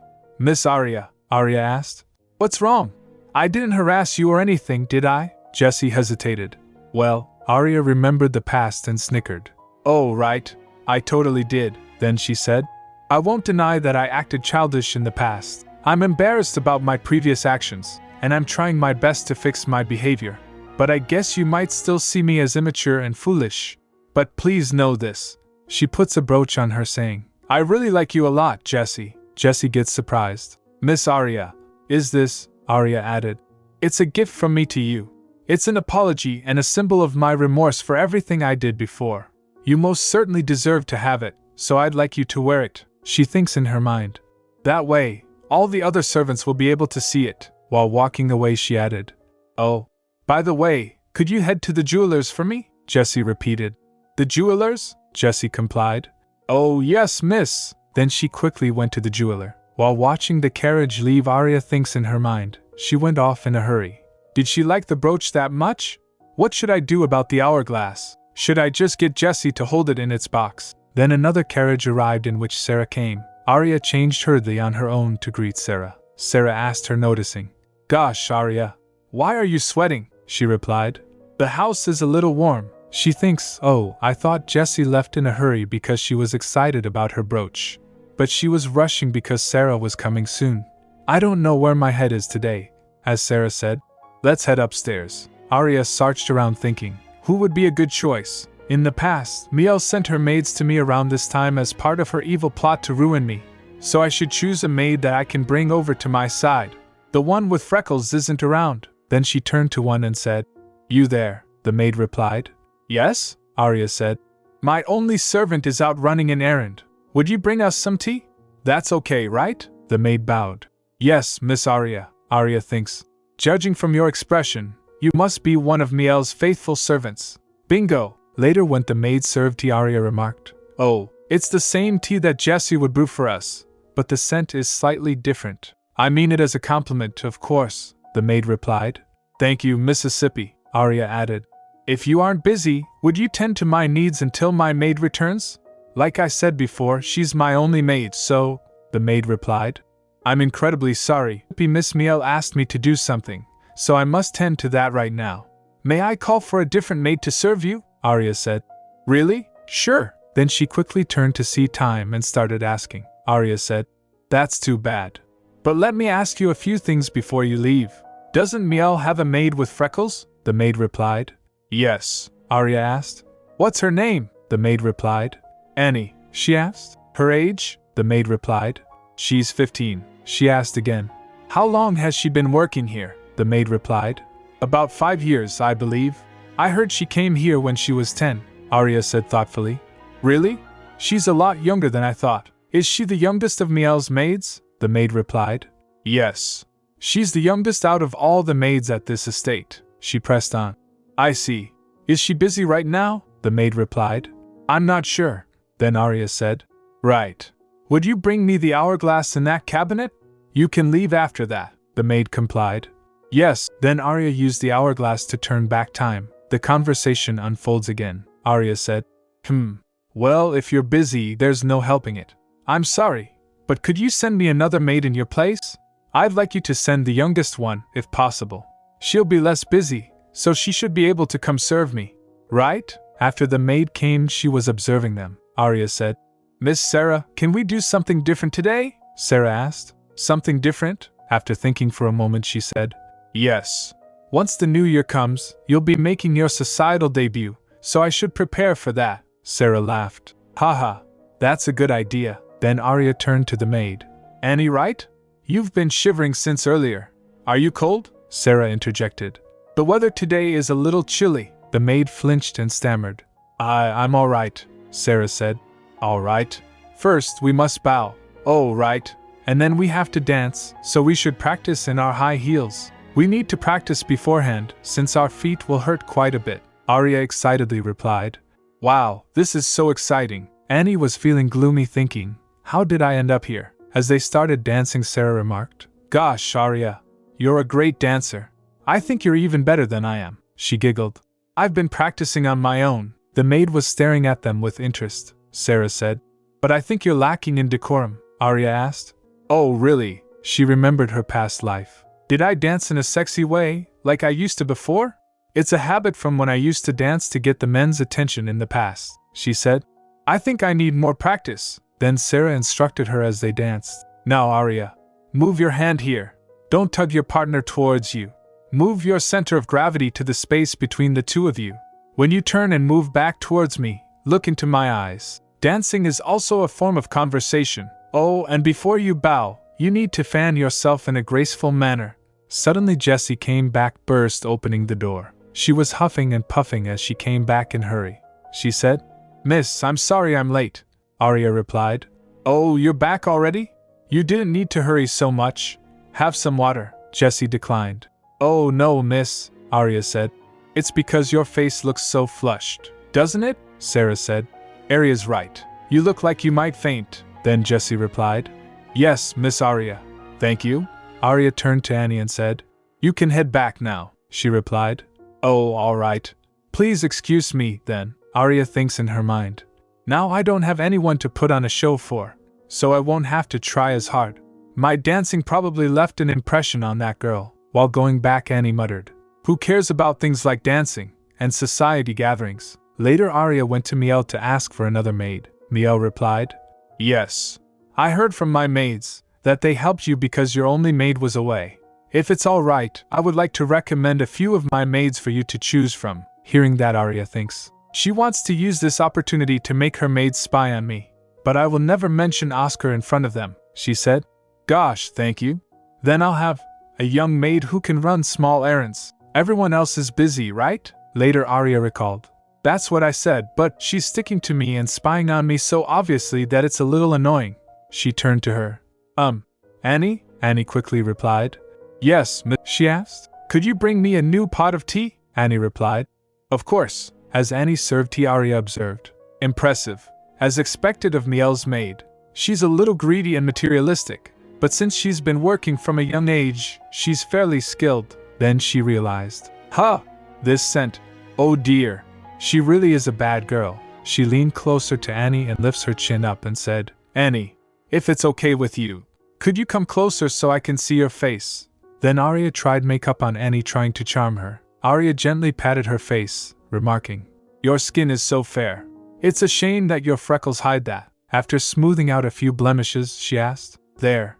What do you think? Annie looked at her face in mirror and said, Is this really me? Arya said, See? Hiding a few obvious blemishes brings out the best features of your face. Then, with a thoughtful expression, she continued, You can have all this if you'd like. Annie asked, confused. Pardon? Arya replied. The makeup. I don't use it very often. As Arya looked at her closely, she couldn't help but notice the luxurious herbal scent of her makeup. It was far too exquisite to belong to a commoner. This girl must have been borrowing Nielle's makeup to use on herself. You mean, all of this?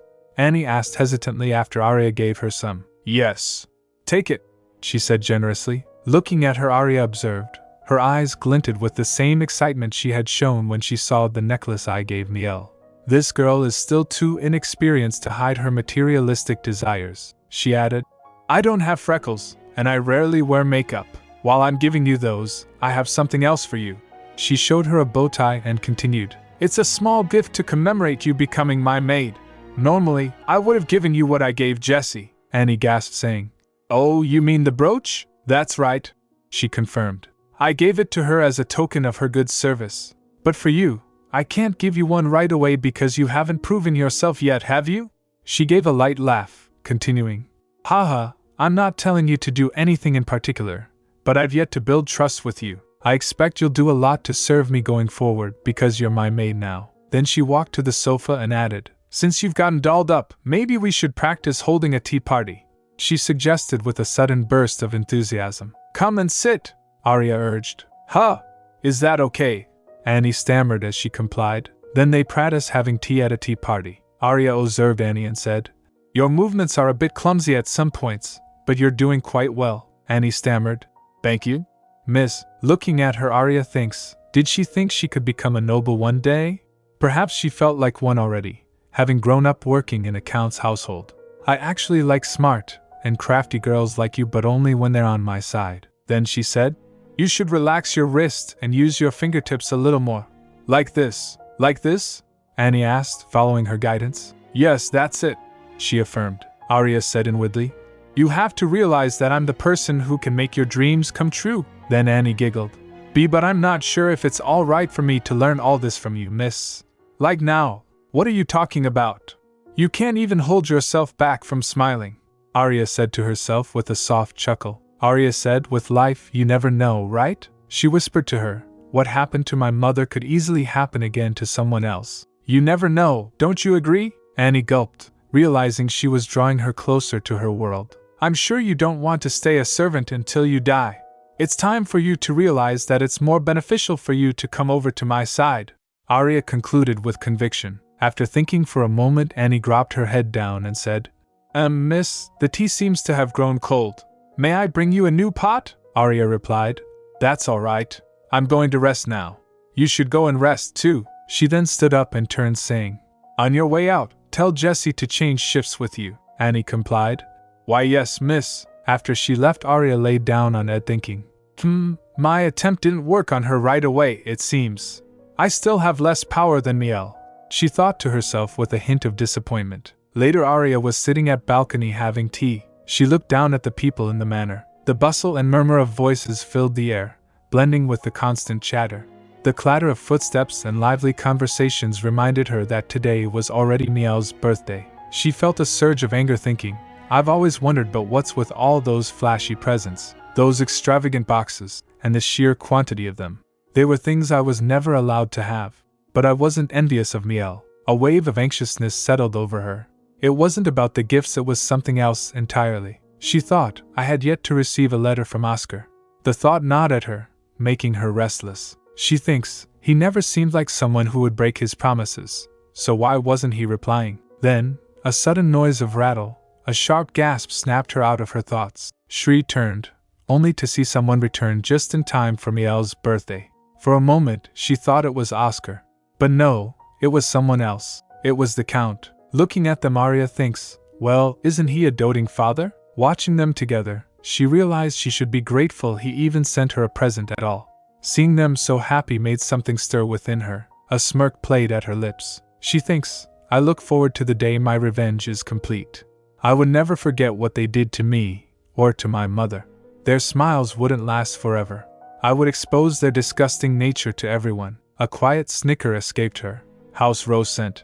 I would bring it to its downfall. But first, today was Miel's birthday party. With the power of the hourglass, she would humiliate her to her heart's content. But she needed to prepare, refine her plan thoroughly. And then someone came with the Count and cheerfully greeted Miel. Hello? It is a delight to meet you, Lady Miel. My name is Lane Pino. Haha, please call me Lane. Arya gets quite surprised. Who is that?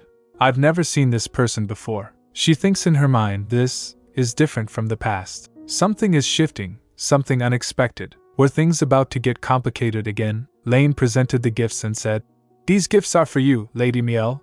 Happy birthday. These are. Miel hesitated. They were prepared by my master, so please accept them without worrying, the man assured her. That's right, another chimed in.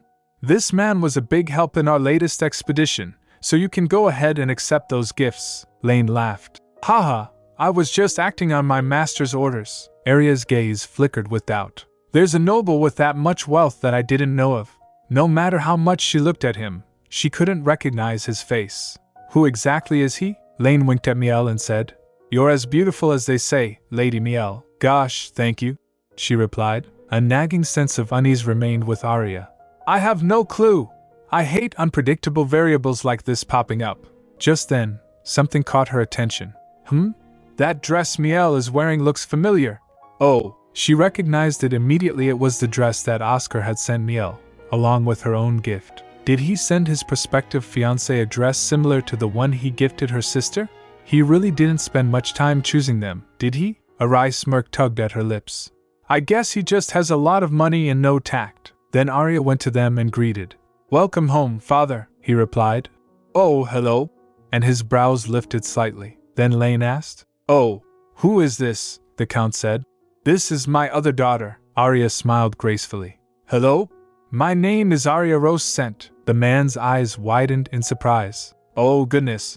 Your daughter is truly beautiful. Arya's lips curled into a subtle smile. Oh, I haven't had a reaction like this in a while. She recalled how, in the past, men would always look at her with that same expression, unable to take their eyes off her. Snapping back to the present, Lane turned to Miela and said, Now that I think about it, I have another gift for you, Lady Miel, she asked. Pardon? Wait, was that it? Arya was stunned as Lane ignored her. Lane continued towards Miel. The Count and I carefully picked these furs out just for you. The Count laughed. Why would you tell her what the gift is before she's even opened it? Lane replied. Whoops, my mistake. They burst out laughing. Arya watched the scene unfold and scoffed inwardly. Seeing how he's walking on eggshells around the Count, I doubt he'd be useful to me. Without another word, she turned away. I shall head upstairs then. The Count stopped her. Oh, wait, Arya. Here, take this. Arya accepted the small box from her father. The Count said, It's a gift for you. Thank you, father. As she examined the box, recognition dawned upon her. This is a jewelry box that he only gave to Miel in the past. Her fingers tightened around it. All right. This is fine. Even if there are some new variables, everything is progressing in the right direction. Then Arya went back to her room and said, Jessie, I need to change dresses, so hurry, she replied. Pardon? Prepare the dress Lord Oscar gave me, Arya instructed. She thinks, I should focus on what I need to do today. I'll embarrass Miel so badly that she'll feel shame for all of eternity. Later she went to the birthday party. Gossip spread like wildfire. People started murmuring to each other, looking towards Arya. Gosh, look over there. Goodness. Arya went to Miel with a bouquet of flowers and smiled graciously. Miel, happy birthday! Arya appeared before her, an innocent smile on her lips. Miela was surprised to see her, she said. Arya, murmurs rippled through the crowd. Oh, the prostitute's daughter, someone whispered. There were rumors about how she throws wicked tantrums. What do you think she's here to do? Another muttered. Feigning innocence, Arya held out a bouquet. Oh, do you not like these flowers? I tried my best to pick ones you'd like, Miel stammered. Oh, and no, thank you. Then she recognized looking at Arya and asked, That dress, gosh, Miel, did you notice too? Arya's voice was filled with pleasant surprise. This is the dress I received from Lord Oscar. I only realized it after seeing you earlier, Miel. Lord Oscar must have gifted us similar dresses because we're sisters. Murmurs spread through the room as she said that. Arya continued. How thoughtful of him. Don't you think? Arya said in her mind.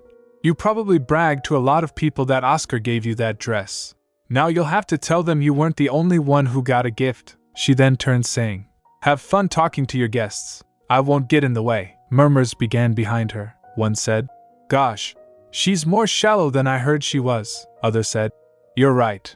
And it looks like she's tactless too, another whispered. She probably thinks that she's an actual noble. Just look at her dress. Arya went to a table and sat down. A noble whispered, looking at her.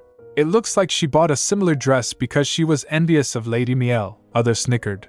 You're probably right. As Arya began eating cake, one whispered, looking at her. Look, she seems gluttonous as well. She has no manners. Her etiquette is... But Arya remained composed, poised as ever. With a graceful air, she ignored their whispers. She gracefully ate the cake. The nobles get stunned looking at her. She said to herself, "No matter how much you gossip, people will eventually find the rumors suspicious in the face of the truth." She took a small bite of her food, chewing thoughtfully. The whispers continued. One noble whispered, "She's a little different from the rumors." Other whispered, "It seems that the superb education provided by the Count has served her well." Arya thinks, "This will probably make those rumors about my depravity die down a little. I can't deny my background, so I'll leave that to their judgment." With a slow, deliberate movement, she pushed back her chair. "I'd better get going now." She looked towards Miel thinking, "I must torment Miel." Meanwhile, Miel's eyes beam turning towards her. Arya twitches, wondering what's happening. Miel rushed to Kane, calling him. At that moment, Kane approaches from behind and said, "Happy birthday, Miel." As Miel walked past by Arya, she huffs inwardly thinking, "It's just Kane." Meanwhile, Oscar enters, causing a stir. Miel went to him and greeted. "Welcome," he replied. "Happy birthday, Lady Miel." His presence was surprising for Arya, as he has never attended Miel's birthday party before.